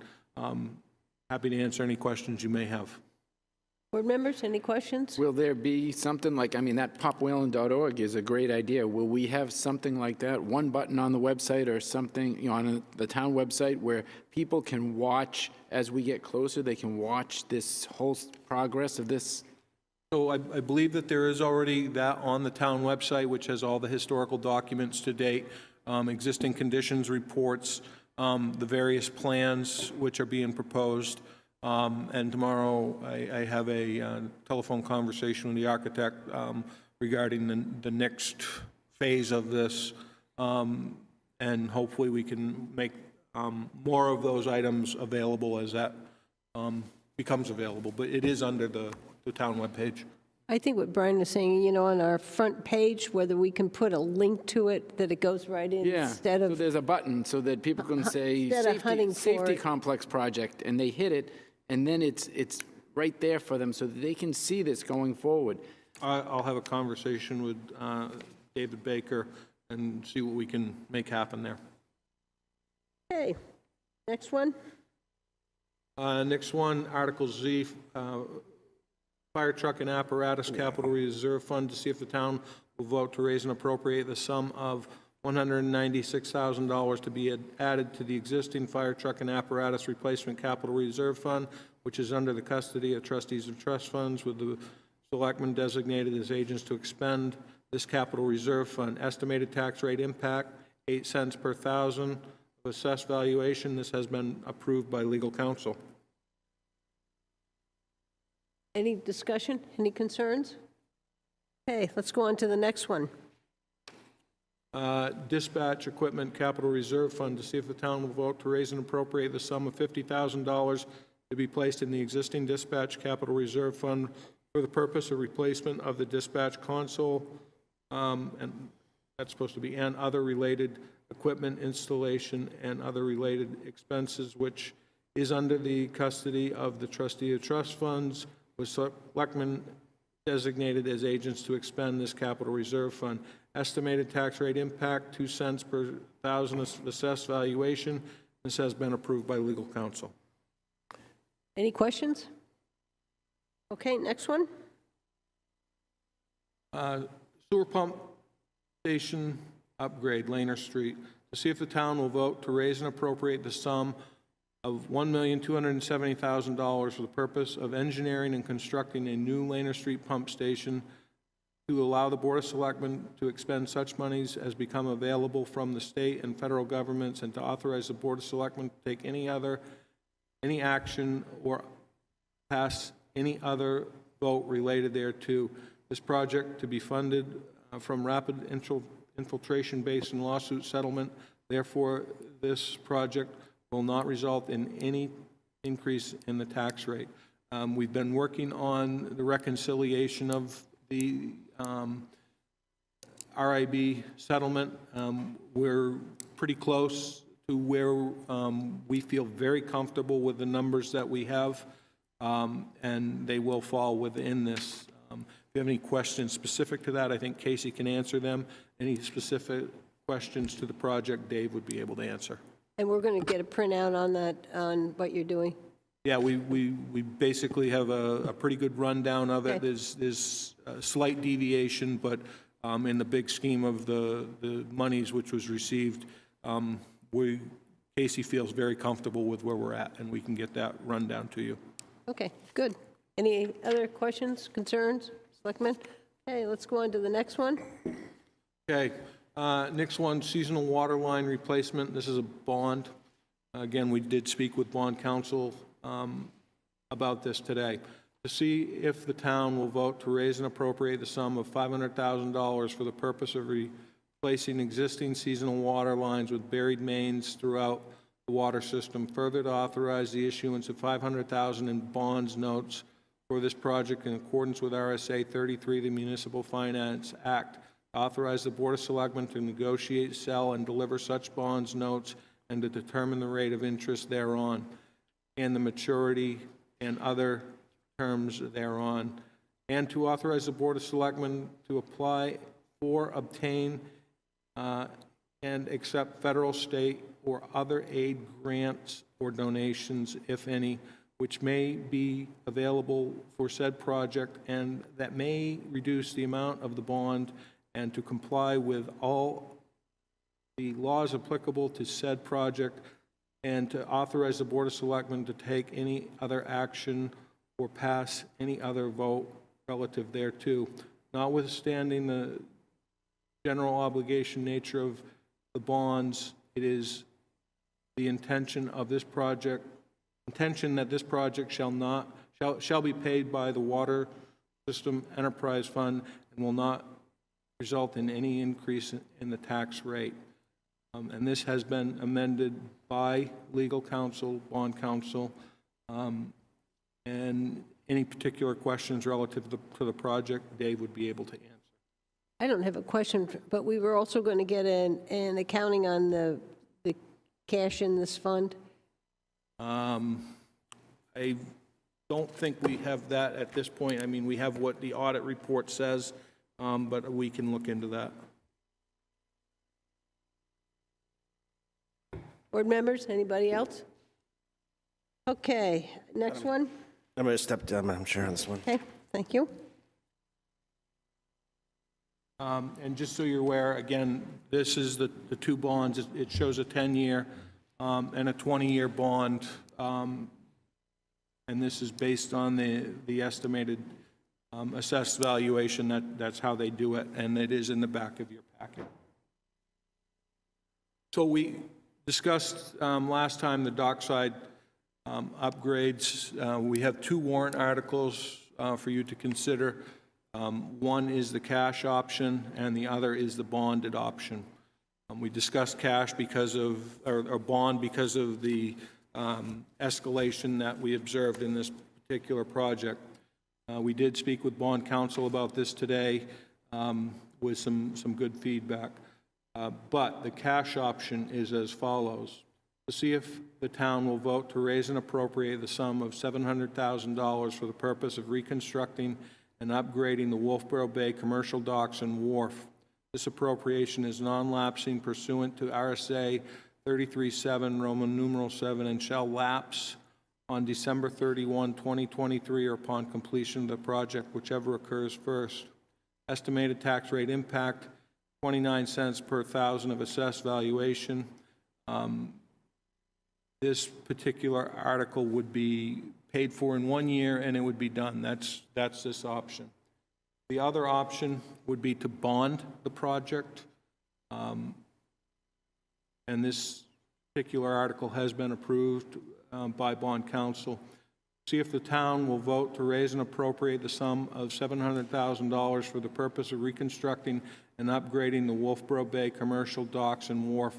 Further, to authorize the issuance of $700,000 in bonds or notes for this project in accordance with the provisions of RSA 33, the Municipal Finance Act, and to further authorize the Board of Selectmen to issue, negotiate, sell, and deliver such bonds or notes, and to determine the rate of interest thereon and the maturity and other terms thereon, and to authorize the Board of Selectmen to apply for, obtain, and accept federal, state, and other aid, if any, which may be available for said project, and to comply with all state laws applicable to said project, and to authorize the Board of Selectmen to take any other action or to pass any other vote relative thereto. This has been approved by bond counsel.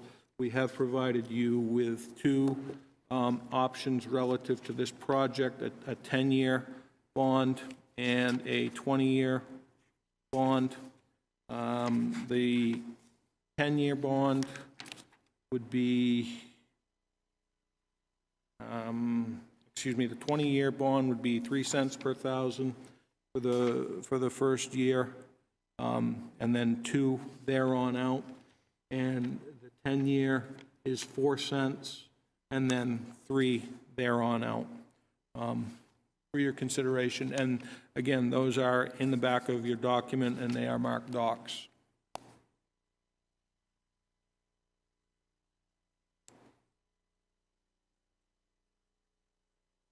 Do you want a decision on that tonight? I think we need to decide which way we're going to go, whether we're going to bond it or whether we're going to pay cash. That would certainly help us moving forward so that we can continue to engage bond counsel or remove this article. Okay, I think then the board needs to go to your spreadsheet in the back, because that really lays it out for us. And your cash coming down, you have 2.2 million about. And the other you have, so if we bonded this, we're looking right now at 2 million in cash. Yeah, I don't have my glasses, but print. Just I doesn't- believe that is correct. 2,069,000. Yeah, I see that. Or that didn't seem to hit with this other one. So you have, you took the million out from the roads and put it under other. Yep. So right now, if we were to bond this article, the amount being raised by taxation is $2,662,269. Last year, we were at about 2.2 million in warrant article appropriations.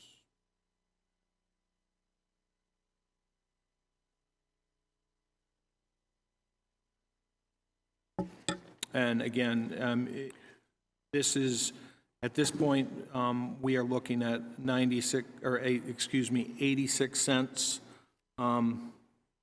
in estimated taxation on these warrant articles. Last year, we were at 96 cents with the warrant articles that we brought forward. If we take this particular project and make it cash, I think it brings us to like $1.10 or right in that ballpark for warrant articles. Board members, need to weigh in. Brad? Yeah, my recommendation would be to bond it, and I think I'd lean towards the 10-year bond for the $700,000. Only a penny difference each year going forward on the tax rate. From what we saw, those numbers very quickly there. And that keeps us, you know, at the just under the 2.1 million for the cash articles here. It keeps it the 2,069,000 and hold us at the 80. Right now, at least hold us at the 86 cents per thousand impact. Dave? If I agree with Brad on the 10 years, still paying about $70,000 in interest. Right. But better than the 20-year, Yeah, which is 892,000. Yeah, the 20-year is 192,000 in interest. Yeah. Right. I think I would go along with a 10-year bond, this particular project. Okay. Brian? Agreed. Yeah, I'm in the same with that. I think, so we'll go bond. And So this one's if out. I'm We're all in hearing agreement. 10-year. 10-year. correctly, we're Yeah, 10-year. leaning toward the 10-year. Beginning about the time value of money, we can go to 10 years. Okay. Next article is Bay Street Sidewalks, to see if the town will vote to raise and appropriate the sum of $72,100 for the purpose of designing, securing easements in preparation for future construction bid documents. This appropriation is non-lapsing pursuant to RSA 32(7), Roman numeral 7, and shall lapse on December 31, 2023, or upon completion of the project, whichever occurs first. Estimated tax rate impact is 3 cents per thousand of assessed valuation. Dave and I had a long conversation about this particular project, the volume of projects that are coming down in front of us, the amount of work that this particular project is going to require. We think that it's prudent to back this particular warrant article out. Dave, anything you want to add to that? Board members? I don't have any problem backing. I really would like to see us go forward, but when I see some of the projects that we have on the plate and have to do, I just don't see Dave having enough time in the day to do this, even though it's a very needed project to go forward. I'd like to make sure that we get it towards the top of the projects next year, and Okay, so we will. that's just me. Yep. I'm going to go down the line. Yeah, I agree. I think that if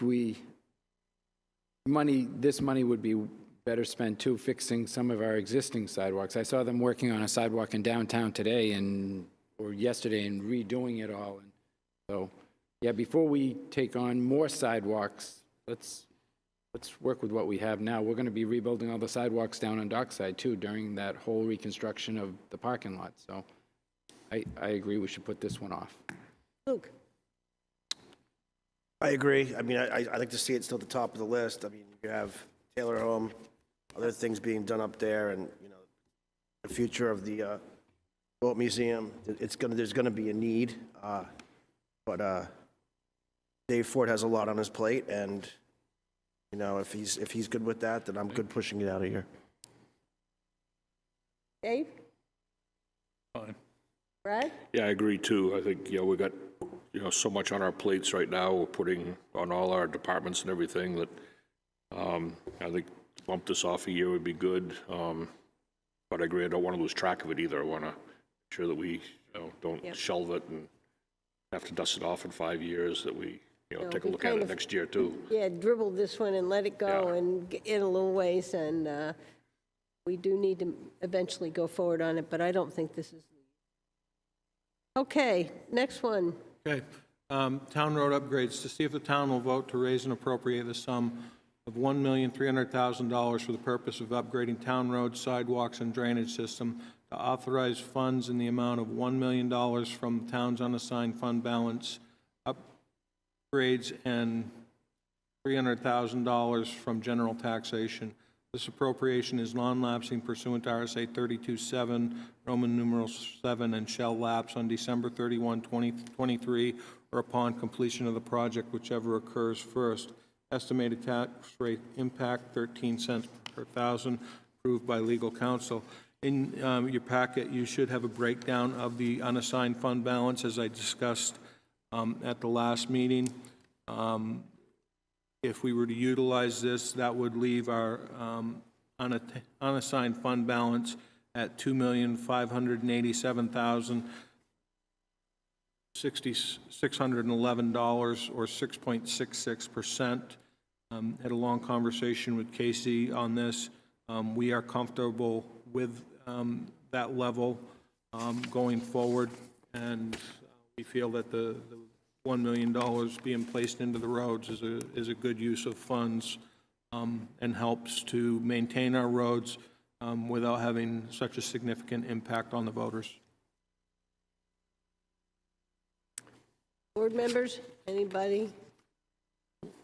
Nice to have this printout. That really gives us a sense of where we are. I really appreciate that kind of documentation. No comments. Let's go on to the next one. Water line upgrades, to see if the town will vote to raise and appropriate the sum of $125,000 from the Water Enterprise Fund for the purpose of upgrading existing water mains.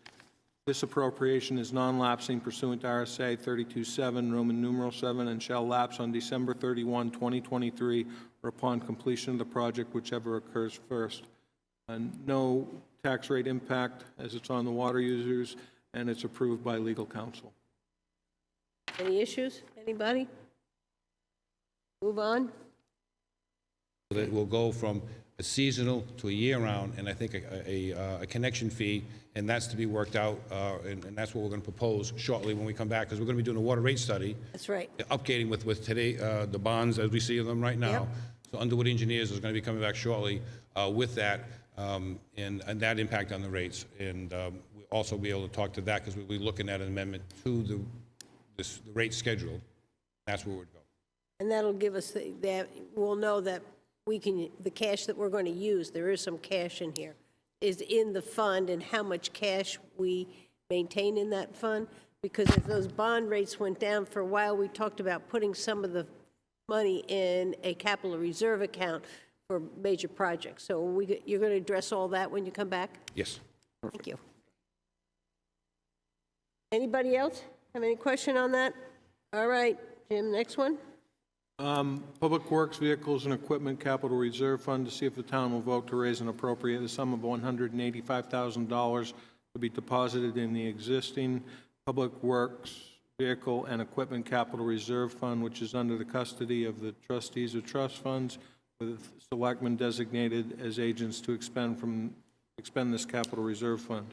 Estimated tax rate impact, 8 cents per thousand of assessed valuation, approved by legal counsel. Any questions? Hearing none, let's go on to the next. Building Maintenance Capital Reserve Fund, to see if the town will vote to raise and appropriate the sum of $50,000 to be placed in the existing Building Maintenance Capital Reserve Fund, established for the purpose of making needed repairs and performing needed maintenance to town building facilities. This capital reserve fund is under the custody of the trustees of trust funds, with selectmen designated as agents to expend capital reserve funds. Estimated tax rate impact, 2 cents per thousand of assessed valuation, approved by legal counsel. Any questions? Next one? Solid waste site upgrades. See if the town will vote to raise and appropriate the sum of $125,000 for the purpose of performing repairs at the solid waste facility and developing a facilities master plan. This appropriation is non-lapsing pursuant to RSA 32(7), Roman numeral 7, and shall lapse on December 31, 2023, or upon completion of the project, whichever occurs first. Estimated tax rate impact, 5 cents per thousand of assessed valuation, has been amended by legal counsel. This came to us in the budget as a capital outlay request for $95,000. In talking with the budget committee, they would prefer to see this pulled out and put in as a warrant article. Conversations with Dave, Casey, and myself, we felt that if we were going to go for a warrant article, that it would be important not only to repair the facility, but to develop a master plan for that facility in the future. So we've got a comprehensive plan on management and operations and replacement cycle of items and repairs at that facility. Any concern? Nope. Just thank you very much, Jim. Next one? Department of Public Works truck and employee, to see if the town will vote to raise and appropriate the sum of $139,600 for the purpose of purchasing an additional 1.5-ton plow truck equipped for winter road maintenance, and to hire an additional equipment operator effective July 1 in the Public Works Highway Division. Vehicle, $100,000, position with benefits, $39,600, for a total of $139,600. Estimated tax rate impact, 6 cents per thousand. This was amended by legal counsel. I have one question. I wonder whether we need to put some wording in there, say, position and benefits, but it's only for half a year. I think the public or the voter needs to know that it's not for a full year. Anybody else have any comments or questions or concerns? All right. Go on to the next one.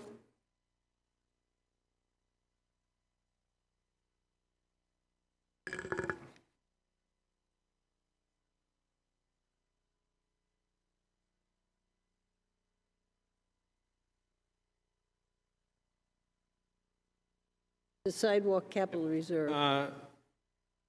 Establish a sidewalk capital reserve fund to see if the town will vote to raise and appropriate the sum of $50,000 to create a sidewalks capital reserve fund for the purpose of maintaining the existing sidewalks.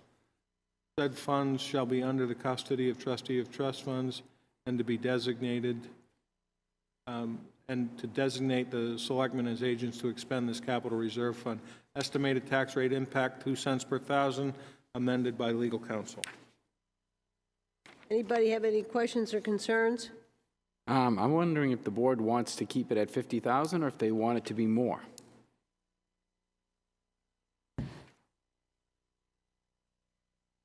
Well, I think, do you have an amount in mind? I don't know if we would want the first year to put in more to get the fund having a decent balance and then maybe scale it back over the next few years. I just see that the department could use some money to repair and keep our sidewalks in good shape. We've taken Bay Street out of the equation for $72,000, so maybe we can take a portion of that and add it to the Sidewalk Capital Reserve Fund. It might end up back in Bay Street sidewalks someday. You have an amount? Do you want to make a motion? How about move to change the $50,000 in Article AE to $75,000 to create a sidewalk capital reserve fund for the purpose of maintaining existing sidewalks. Do I have a second? I'll second it. Any further discussion? Well, this is existing sidewalks. Correct. And if you ever walked from the high school to South Wolfeboro, you'll find that most of that has to be replaced. So I don't disagree that maybe we ought to put more money in that. Brad? Yeah, I like this. I think it's, I think the 75 is a good amount to start with for this year. Like Brian said, they're taking, some of the money that we took out of the Bay Street sidewalks and put in this to get this one established and get it going. So I think 75 is a good place to start. Okay.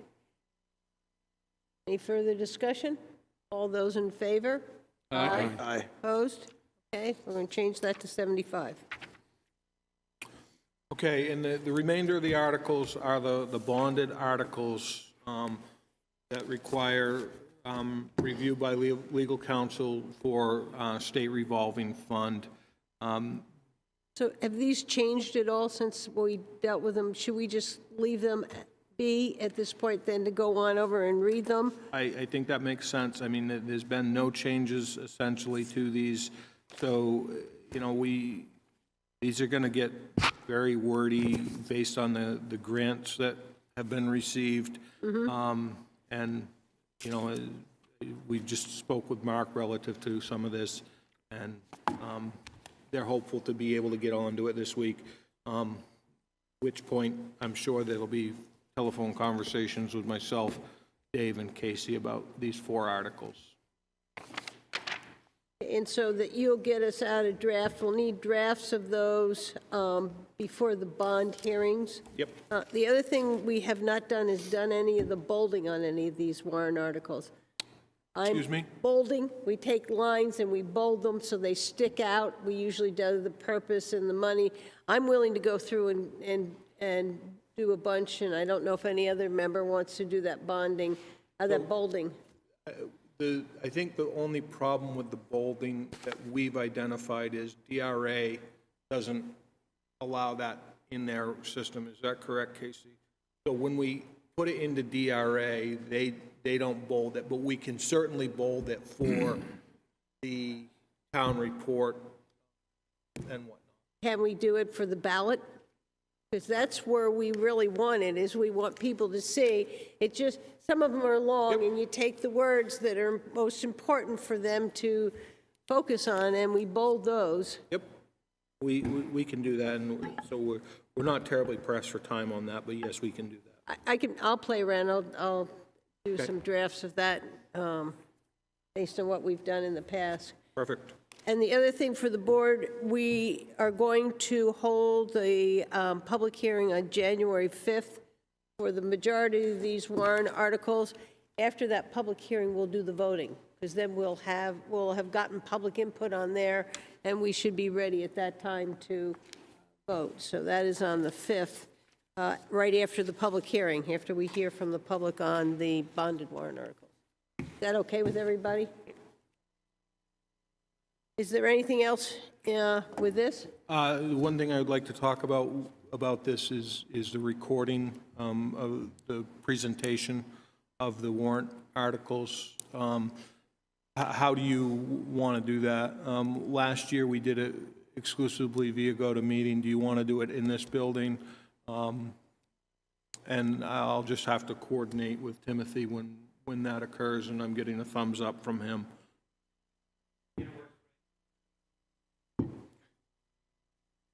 I prefer to do it in person. I can do it virtually, but I have not great internet. Yeah, we can do that here. I just need to... People, I just think you could get a chance to, talk to each other and maybe make a comment that two people want to make, and it's harder, I think, when you're virtual.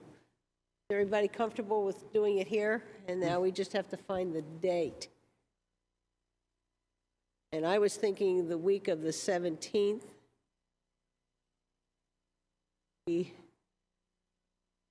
Thinking we could possibly have a Board of Selectmen's meeting on the 18th on a bond. So I was wondering whether, I think other years we do it before our board meeting on the 19th. Come in, do the taping, and then follow with the board meeting. I think if we go into the next week, we're running too close to the deliberative session. No, I think the week of the 17th is the right week. Looking at my schedule really quickly, Wednesday and Thursday are best for me. But Dave, you work on Thursday, so Thursday won't Thursday's work. out. So I think Time on a Thursday? Time, we could set it. yeah. Usually back here by at least, Okay, so, but don't, well, Luke, would Four it of be you. better for you to do it when it's not business hours? It doesn't matter to me. So here's our choice. We can do Whatever it, works for me. we can either do it like around 2 or 3 on the 19th and then go into a Board of Selectmen's meeting, or we can turn around and wait until the Thursday, the 20th, and do it at 5 o'clock. Whatever works best for people. I think we all should be there. Do it 5 o'clock.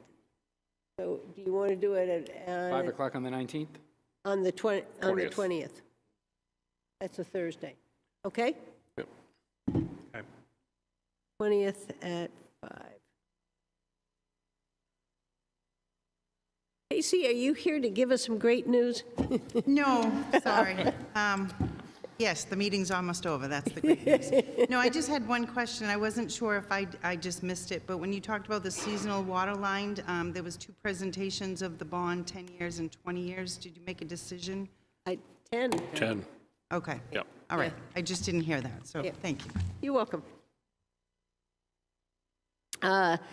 Set meeting dates, time, and location for end of year. Is that you, Jim? Is that the December 28th? So December 28th, we'd like to hold a meeting for the board to review any encumbrances and roll forwards for the next year, so that we can basically close the book and we know what we're spending and where that money's going.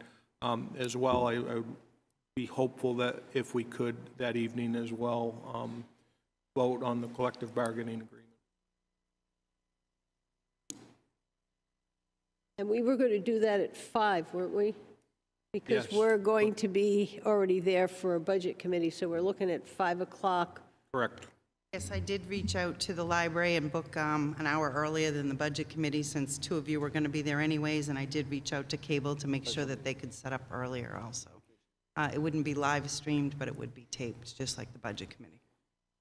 Fine, I mean, we're not going to do much. Tuesday, the Tuesday, the Tuesday, 28th 28th at 5 o'clock 5 at the o'clock. library. library. Everybody okay with that? Okay. Yeah, we do. Are you bringing the Would food? you say 5 o'clock? No food. 5 o'clock, Jim? Sure, I'll bring a gourmet dinner. Yes. Yeah. Okay, the question is, we have the MOU. On our agenda, it says a Libby Museum meeting. I'm wondering whether we need to go in as trustees of the Libby Museum. I think we're just accepting the MOU, and the MOU is with the Board of Selectmen. Brad? Well, I think too, do we want to also have a discussion on moving forward and with the committees and stuff regarding getting the study started with the business plan and the feasibility plan and stuff like that? We have a few of the members here tonight with us, so Are you saying you want to go into a Libby Museum trustees. meeting? You want to do that, I Okay, I just, I would. yeah, no, okay. I need, Brad, you're going to give me a motion, aren't you? Yeah, I'd like to make a motion that we enter into a meeting for the as trustees of the Libby Museum. Second. Second. Any further discussion? All those in favor? Yes. Aye. Aye. Opposed? Yep. Okay. Who's going to bring, are you going to speak to this, Brad, or Jim, or we have somebody you want to bring up from the audience, or? I can start if you'd like, and then, Sure, that would be great. as everybody's aware, Friends of Libby Museum group met and approved and signed the MOU. And we have some of them in attendance with us this evening, and, I think that was a long time coming. I'm glad it's here. I'm sure the Friends group that's here is happy that we're at this point now also. And to keep the ball rolling and stuff, that's why I kind of would like to see us, meet in this format here as trustees and have a discussion regarding moving forward with the next step, which is going to be obviously developing the business plan and the feasibility plans for the moving forward with the renovation in addition to the Libby. So with that, I'll, if Jim wants to add anything, or if you want to entertain, have Alana or somebody come up and speak to us too, it's, up to the board here, so. I think we should have a discussion, and we need somebody. Alana, do you have any ideas on how you want to do this? Put a feasibility and management plan? Had you given any thought to it? Sure. Thank you very much. Alana Albee, Chair of the Friends of the Living Museum, just for the record. Yes, well, what we wanted to say first was thank you for the MOU. We're pleased. Took a long time in the making, but we're on the road. We haven't actually stopped fundraising. I just want to make that really clear. We slowed down our major gift requests until we had the MOU because, as you know, we needed that for many donors that want to make large gifts. We've continued in our appeals and our online fundraising. We're now at, 1.2 million roughly, and we'll continue towards our 2 million goal. We have been talking with an advisor on our governance side and also more recently to WEDCO, et cetera, on doing a business plan. We know that we need to be clear from the Friends side what we want to do going forward from the point of restoration on. And that's what we're working on now. But I think it would be worthwhile to have a small committee that we can talk to about the way forward, both on the restoration front. Do we need to have recostings or not? How far do we need to go before we can propose to the Selectmen a potential warrant article for your share of the funding, et cetera? And so that's our suggestion as a technical committee to sit and work some things out, come back to the full trustees for decisions. I don't know how quickly you're moving forward, but at some point we're going to have to do a new cost estimate, and I kind of held back on my mind that until you were close enough, because I don't want to get a cost estimate and then 6 months later it doesn't. So we really are not going to be talking about 2 million and a million. Sure. And so it's a 70-30 split. Yeah, I think we need to start talking about it in a 70-30 split, because I don't want the public to think it's only going to be that and then show up with something larger than that. It's fine with me. Does anybody want to be you're going to do you're working to get your management plan together. How about the feasibility plan? Well, in terms of the feasibility plan, we understand that the feasibility estimates for the way of running it will depend upon how it's going to be run. So we need to get our ideas together before we actually at shoulder months, visitor numbers, et cetera, comparisons with other museums, and work it forward that way. So we need to get our baseline numbers in order, but we're working on that. Okay. Well, board members who would like to be on that committee? I'm sure Brad does. Yeah, I definitely would like to be on that committee. I will be. And Dave? We'll give those. Okay, we're good to go. Okay. Thanks very much. Here we are. Do we still want to, because I know we talked earlier in this that through the town we'd prepare the RFP and stuff like that. That's still a model or a direction we want to head in this direction, or you want to wait to hear back from committee meetings and then kind of go from there on that? I think, I think you need to go and get it kind of started, and then to know what RFP you're going to look for, what you're looking for. I think that would be you want to try to get back to us monthly or every other month? I think constant reporting would be, Definitely, yeah. okay, Why don't we try and do it monthly, and if okay. things go slow for whatever, we could just say, well, we don't have much to report this month, we'll bring information in next month, so. Sure, Yep. sure, okay, that's it. Is it, board members, are you all comfortable with that? Absolutely. All righty. I need a motion to come out of the trustees meeting. So moved. Do I have a second? Second. All those in favor? Aye. Opposed? Okay. Down this thing. Any other business? Brian? Yes. I just had a question for Jim. I had a short conversation with him about a mini excavator. Talking to some of the people at the Department of Public Works and the Water Department, they said that they regularly rent a mini excavator. They say 2 to 3 days a week during the season whenever it can be used. I found out that the price of it is over $300 a day to rent. So if I put the numbers together in my head, it ended up being a lot of money a month, even if you break it out into 12 months. Looking and finding some equipment that was for sale with low hours, 300 or 400 hours online, I found that we could buy an excavator for somewhere between $38,000 and $45,000, 5% with 0% interest for 5 years. The cost comes out to $666 a month. Now, I know there will be maintenance by our crew to keep it running and things like that, but if they rented it 2 days a month for the year, and we average it out to that, it ends up being a break even, but they always have a piece of equipment at their disposal if they need it. And according to their numbers, they use it way more than that. They use it 8, 10, 12 times a month during 8 months of the year. So if they're using it 80 times at 300, I mean, it's way more money to rent than it is to purchase a small mini excavator.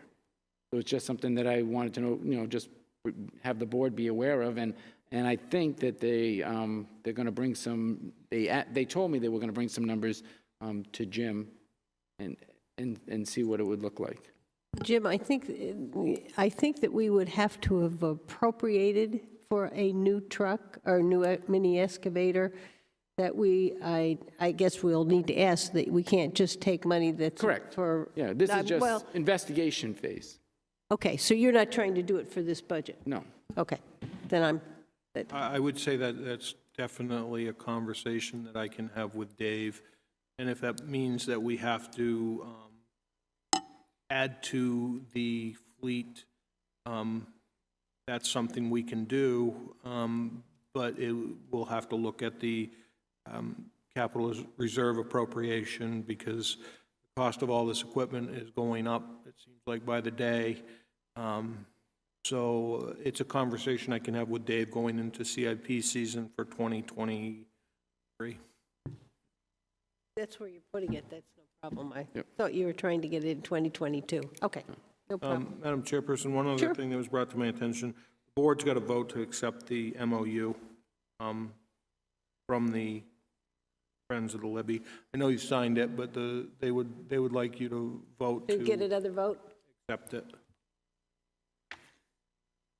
Brad?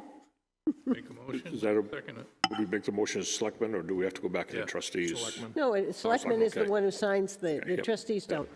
I'd be happy to make a motion to approve the acceptance of the MOU between the town of Wolfeboro and the Friends of Libby Museum for the fundraising and the expansion and renovation of Libby Museum. Second. Okay, second from Dave. Any further discussion? Hearing none, all those in favor? Aye. Opposed? Take care of that? Done. Okay. Next item on the agenda, committee reports. I'll start here with Brian, and we'll go this way today. All I have for reports is Budget Committee. Okay? And, I will say this. I did have something that I wanted to say. I wanted to say that Mrs. Carpenter has designed a budget format that has added clarity to the process. It has streamlined our discussions and shortened our meetings, and I thank her very, very much. Okay. I had a chamber, I think it was a quarterly, at the Full Belly Bar and Grill. It was breakfast. And Propane did a sponsorship, and they did a little presentation. And I kind of reviewed at that point what information we had at the warrant articles. It was pretty well attended, some new members to the chamber. Went with Linda we had a Wolfeboro Waters meeting last week, and I had a communications meeting after that for Wolfeboro Waters. And I attended today a public safety building meeting. Okay, I've been attending the Friends of Pop Whalen. I've had 3 meetings on that. They're working very hard on their economic forecast for when the addition is done and working on their management plan. Wolfeboro Waters met. We had a presentation on boat wakes by Steve Wingate and a little study he had done. We saw some slides from the Lake Winnipesaukee Association. Is there anything else, Luke? Okay. And then I joined Brian for a few budget committee meetings. Dave? I attended a Conservation Commission meeting. Big part of it was spent on how do we get rid of beavers over on the causeway. That can be hard. Well, one lady who was there was quite irate about trapping the beavers. There's no way to put a have-a-heart trap out. No. They have to be taken care of by a licensed trapper. Down on a road that my family has in a summer camp, we got a guy who did do a have-a-heart trap. But he took them and put them in a pond on his yard, in his property, and I guess I know what happened to them later in the year, but, okay, Brad. Yeah, see, last week I had a planning board meeting and a Friends of Living Museum meeting. This morning we had a Wolfeboro Community TV board meeting.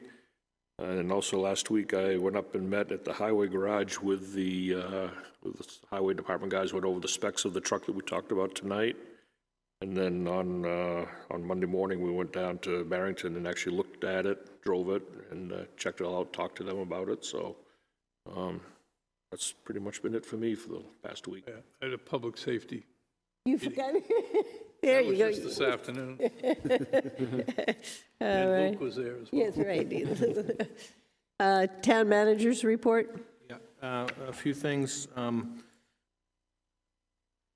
With your permission, tomorrow night I would like to give the draft warrant articles to the Budget Committee so they can start to get an understanding of where we're at with that. So when we get to the point of them voting on them, they've got a much better understanding. There's no problem with that. I'm going to go with that tomorrow evening. Anybody have any issue with that? Nope. Go ahead. Good. We're working on the deliberative session. Had a conversation with the superintendent. We will be holding it at the Art Center again this year. We will be following their protocols, and should be no issue whatsoever there. And one last thing, last week in my weekly notes to you, I had talked a little bit about Parks and Recreation and the fact that this year we're in very good shape with the Parks and Recreation budget. And we've never really had an evaluation of the operations performed at Parks and Recreation. Christine has reached out to UNH, and I also reached out to the Town Managers Forum, and they painted that UNH actually does an excellent job at performing these types of studies and making recommendations of where Parks and Recreation is at and where they'll be going in the future. With your permission, I'm going to pursue that a little bit more. and hopefully have something for you for the 28th, so that maybe we might be able to execute that under this year's budget, to come back with a product next year that really looks comprehensively at Parks and Rec and make some recommendations, and shows us what we're doing well. Christine and Bo are supportive of it. And I think based on everything we see happening at that facility, whether it's snowmaking, expansion of ski trails, proposed expansion of the hockey facility, the beaches, they need help. And I think this would be a tool to give them guidance as to where their strengths are and where improvements can be made. Just would like some feedback from the board on that. I think it's a good idea myself. You know, there's a lot happening by a few people, and it would be nice to know what the best way to organize it. I think that's what we'd get out of here. Board members? So I agree. UNH will be helping them with a study. So UNH does actually do the work. They had recommended other firms as well, but he as well said, look, we do the same type of work. And I believe it was Farmington and Exeter.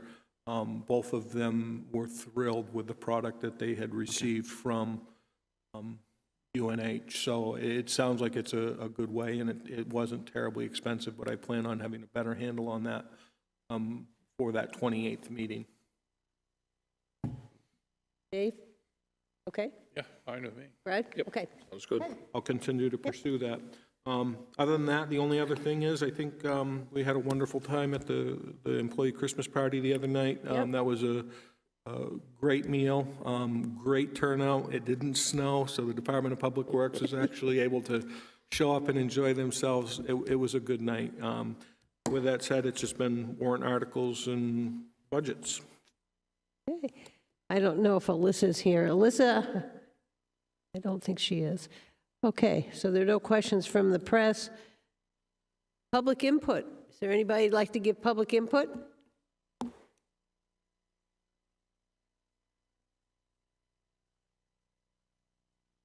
Come on, Suzanne.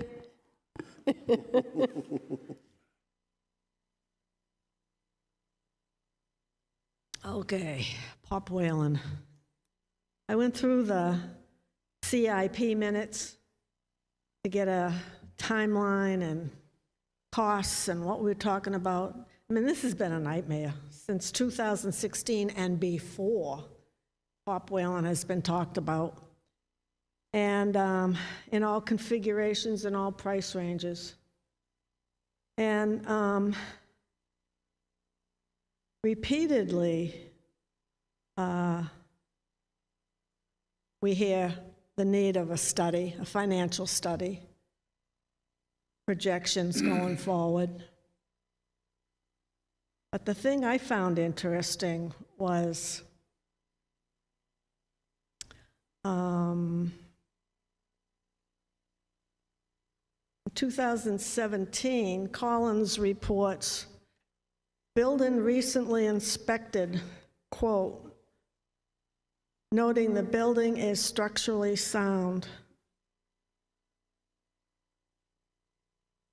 Then we have 2018, talks about the dehumidification and insulation projects. And there were prices given on this progression as we went along. The discussion of the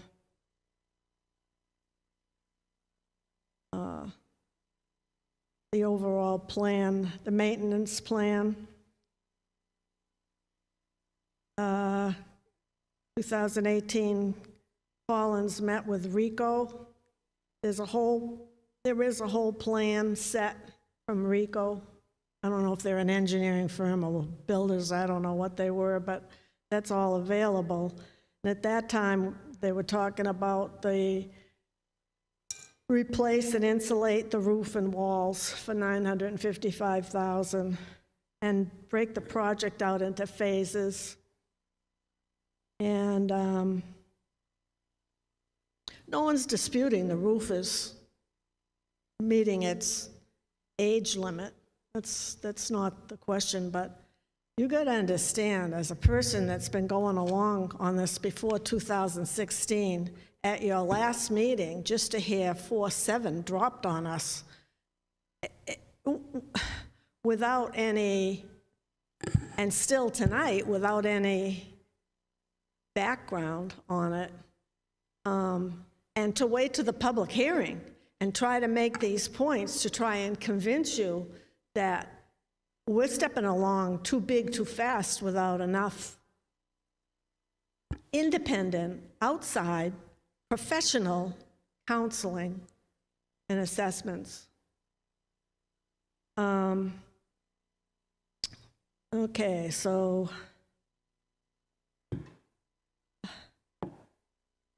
a question was asked. I know I've asked the question. When you came on, Mr. Pinio, one of the first things I talked about at the CIP meeting, and I gave out some paperwork that seemed to be disregarded, is that we needed to assess what other towns with hockey rinks are doing, how they manage the buildings, what do they run in a deficit like us? Could we consider a tri-town or a multi-town project whereby, like school cooperative districts have, whereby since this project will be maybe not square footage expanded, but the function will be expanded? Is this not something? There's still so many questions that could be asked before we jump both feet into 4.7 million, even though 2.7's to be raised. I've talked to a few people in the industry. Most ice rinks don't make money. I'm not saying make money. Most go bankrupt. No, that's too general. We're not going to argue. He's You're going on my 3 minutes Suzanne, anyway. let him finish and tell you what he is. You don't have to agree with it, but he is going to tell you, then you may respond. There are several rinks in our area that were built, and by the time they were built, the original owner of the rink was into it for so much debt that they ended up having to declare bankruptcy. And this has happened all over the country and through the Northeast. And what they do is the next people who buy up the property at a lower debt load, and then they manage to make the rink sustainable, but they're not making tons of money. This has happened in Exeter, this has happened in Hooksett, it's happened everywhere. And if you talk to other towns that have rinks in their communities, they're paying a big portion of money to operate their rinks still. Rinks are tough. It's very hard for them to just be sustainable. That's what we're going for, is to have our rink be sustainable. And the $4.7 million, it's only, 2.7 is what the Friends of Pop Whalen are going to be contributing. So that's a big number, but it's only a much smaller number. Suzanne, I have here, which one of the things that the Friends of Pop Whalen has done, they've done a comparison since 2015 coming through to 2020 based on the audit report. And if you take out the depreciation, that's the income and the expenses, and you take out the depreciation, it has not lost money. So I will get you this, so you can take a look at what they have done. Oh, yes, thank you. I'll be looking at all the documents for sure. But please do not misconstrue what I am saying about the financial end of these rinks. I'm not expecting that the Pop Whalen will make a profit. I'm hopeful that it can run at a break even, or we figure out an operation maintenance formula. You figure it out, but it should be sustainable and it should be pretty much break even. You know, out of these 65,000 people that visited a year, how many actual ticket-paying people that come in and pay for their skates or pay for their time? Or is that including several of the hockey teams that could have 100 on their team, or a tournament that has 500 there. So that needs to be thought of. That has to do with the number of people through there. All those teams play for ice time. It's just, that's what, that you need that number just for that, not people like me that go in and watch and come back out. I don't count as a person using the rink. They went through by teams and games being played, and they're going to come forward with a economic plan that will show you where they are projected based on the cost today, where we will be in 2023. So you will get that. All right, so just so you get a sense of the public hearing is like some of these things that I would be asking, or maybe you'd have the answers by then. One other thing was said to us at the CIP is that, actually two things. One was, do these projects, the Back Bay and the town, have to go in tandem, or can they be separated? In other words, if the Back Bay doesn't get their money, or prove to you they've got the pledges for the money, that we will only put in for our $2 million, whatever the escalation is on that. I haven't heard that said, but that was told to the CIP committee during the process, that if they don't raise their money at the time of town meeting, or a guarantee for town meeting, that we were only going to go for the $2 million. So I'll be making a motion, if we don't see that pledge money, I'll be making a motion to reduce the $1 million to 4.7 to 2. So be prepared for that. But I asked the question in 2018, I think it was maybe in October, given all these scenarios and the roof needing to be replaced, could it be done in phases? And at that time, Matt Sullivan was working on this project. He did a lot of work on that. And he figured out, like, tried to calculate how it could be done in phases, and he had cost estimates at that time. But I question, has consideration been given to replacing the building? In 2018, flat out. And Becky Merrill was town manager at the time, and she had an engineering degree of some sort. And she said, the building is a Butler structure. That's the name. And the building is in great shape. And Collins replied, the building is structurally sound. So we've had more than one party say the building is structurally sound, knowing that the roof needed to be replaced. Again, 2018, requesting feasibility studies, discussion about phasing. Rico revised his estimates and said that the E-ceiling may not have to be done. 2019, phase 1 was $1.1 million. Collins received 2 quotes that have noted the building is structurally sound. And this was September of 2019, and does not recommend the demolition of the building. So you got to understand, when you drop, just say 2.7, and the building's going to be removed from the foundation out of the blue, when for how many years we've been talking about phasing, and I still wonder if we're capable of making that decision that it can't be phased and it can't be restored or made sound, that we're going down the wrong path. And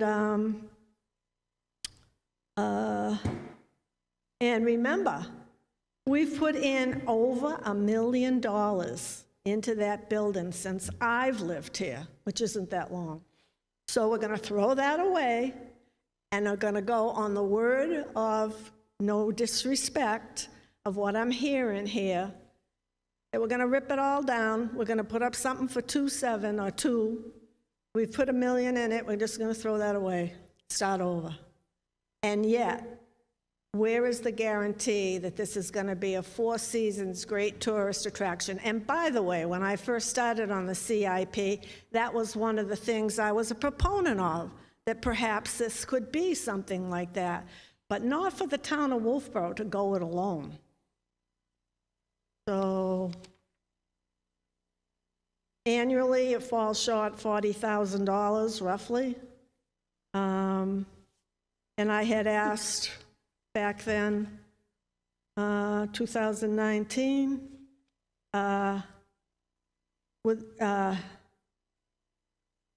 if the entire site would be remodeled and brought down to the studs, when we were talking about the phases, and I was trying to get a sense of how it would be remodeled. And the president of Back Bay Hockey stated no, and the structure framework is in good shape. And we talked about a business plan again. And if we did these phases, Mr. Pinio stated the lifespan, when improvements completed, would be given of 40 years. And at that time, the figure was 3.7.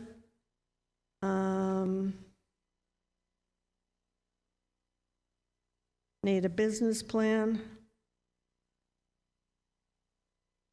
And then we talked about the phases and what versus what. And I asked if the building had a full viability assessment. Colin said yes. One of the questions I will be asking, their firm is Banwell or Bunwell? Banwell. Is that, are we using them too? Oh, that's nice. The fox is watching the chicken coop. So I can speak to the structure itself, Suzanne, and I take a little bit of offense to that because Banwell is the architect. They bring in subs to do this work. The original sub that was chosen was a local sub that did the work when the roof collapse occurred. I believe partial roof collapse occurred, I think, in 2002. And you go through that documentation, and that documentation clearly states that the structure needs to be evaluated. It states that, yes, the roof structure, as repaired, meets the snow load of 50 pounds per square foot or square inch, whatever it is. However, as we move forward, nothing was ever done. Then, you're right, we were all under the impression that this structure was in good shape until we bring that same engineer in to look at the structure this spring, and they say this structure is not capable of holding the snow load. In fact, it's only capable of 38 pounds per square foot. We had some issues with that. I had some real issues because you guys told us this in 2002. You didn't follow up with us, which tells me in my former career that this is a safety issue. I don't want you working for us anymore. So we went with another architect. We brought another structural engineer. The new structural engineer came in. They spent a day on a lift going through the entire structure. They looked at options, which included welding plates onto the existing structure to get it from 38 to 50 pounds, and it was determined that that's cost prohibitive. So we have two structural engineers who have told us that this superstructure that holds up this roof does not meet code, period. So to be quite frank, if last year when we came forward with this warrant article for $800,000 and we backed it off because we didn't have the good numbers, you know what? That was the right decision. Going forward, I don't like the numbers either, but you know what? It's the only option we have at this point because the structural steel that's holding that building up is while in good shape, does not meet code, and there's nothing we can do about that. Well, there are other options. As I said, maybe we need to be a tri-town or a four-town, quad town. Maybe we need to get the Brewster involved and have them share the expense. Maybe we just don't use it for a year until we figure out what this is going to cost going forward. So I know, Linda, it's a long night, and I've extended my 3 minutes. Yes, you have. I just was by reminded. a lot, but I thought it better to get some of this out before the public hearing, because once the public hearing comes, it's set in stone. It's going forward. There's not going to be any change. No one will be willing to make any change. But I would like to know one thing, is how much money, if any, is the town going to, percentage-wise or what have you, be accountable for because of the addition? Now, we were told that the addition is independent of, we could go, if we have to replace that building, we can go replace that building for $2 million, because you're using 4.7. 2.7 is supposedly Back Bay. So out of the $2 million, are we taking any money, or is it to facilitate the addition? We were told that the addition can be independent of itself. If it doesn't fly, we go ahead and we do the building. So I need to know that those two are separate, because if they don't meet their funding, we were told it was going to be a warrant article for them. We're not going to carry them, and I thought I heard you say bond 4.7. We should be only bonding our share. Did not say bond 4.7. I did put into the package that a $4.7 million bond would cost this much.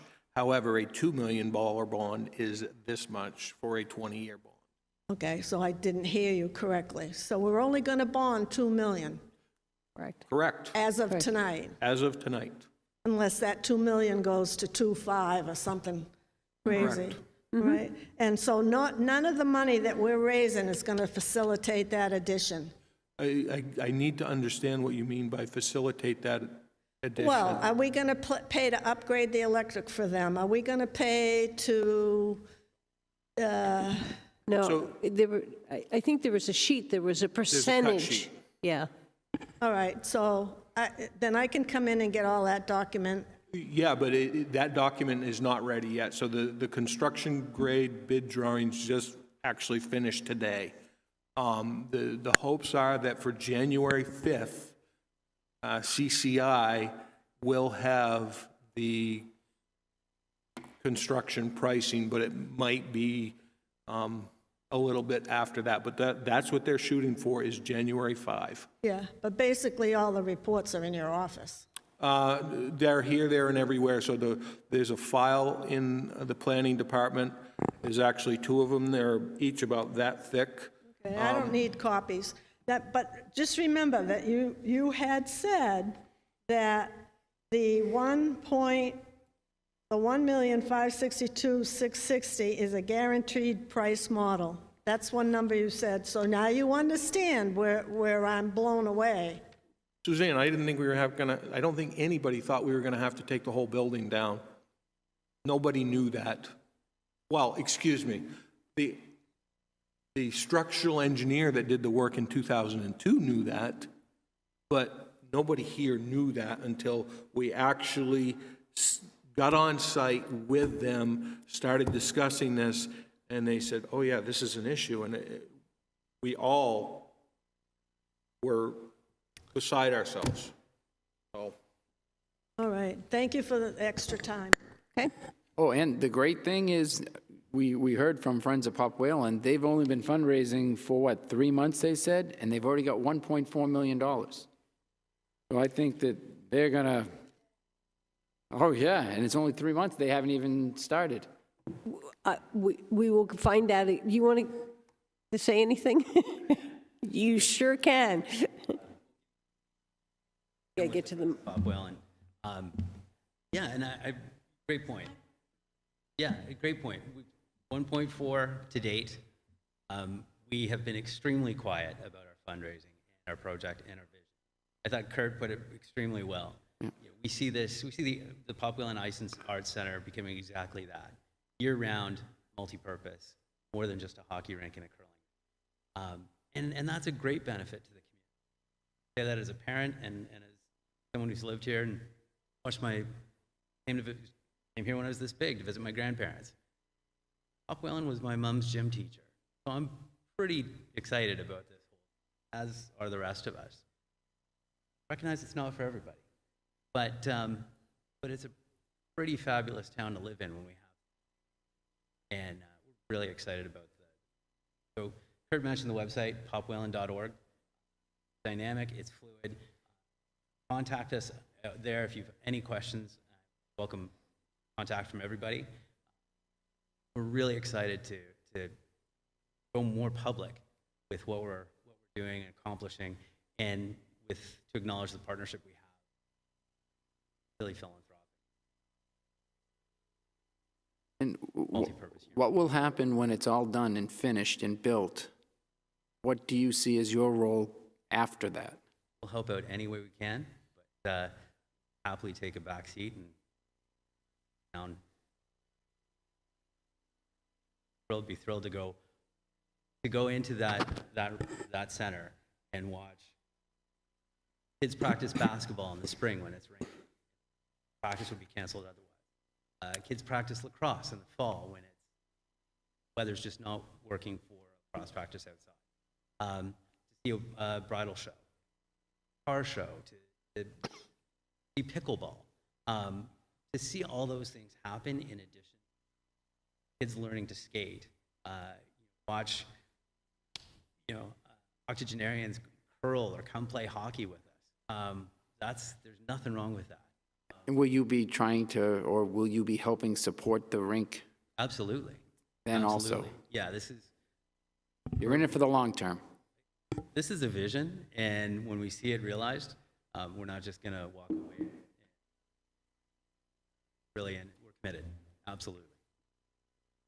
Thank you for your time. thank you. Hey, I need a motion to go into non-public session. So move. Do I have a Second. Yes. Yes. Yes? Yes. Yes? Yes. Yes.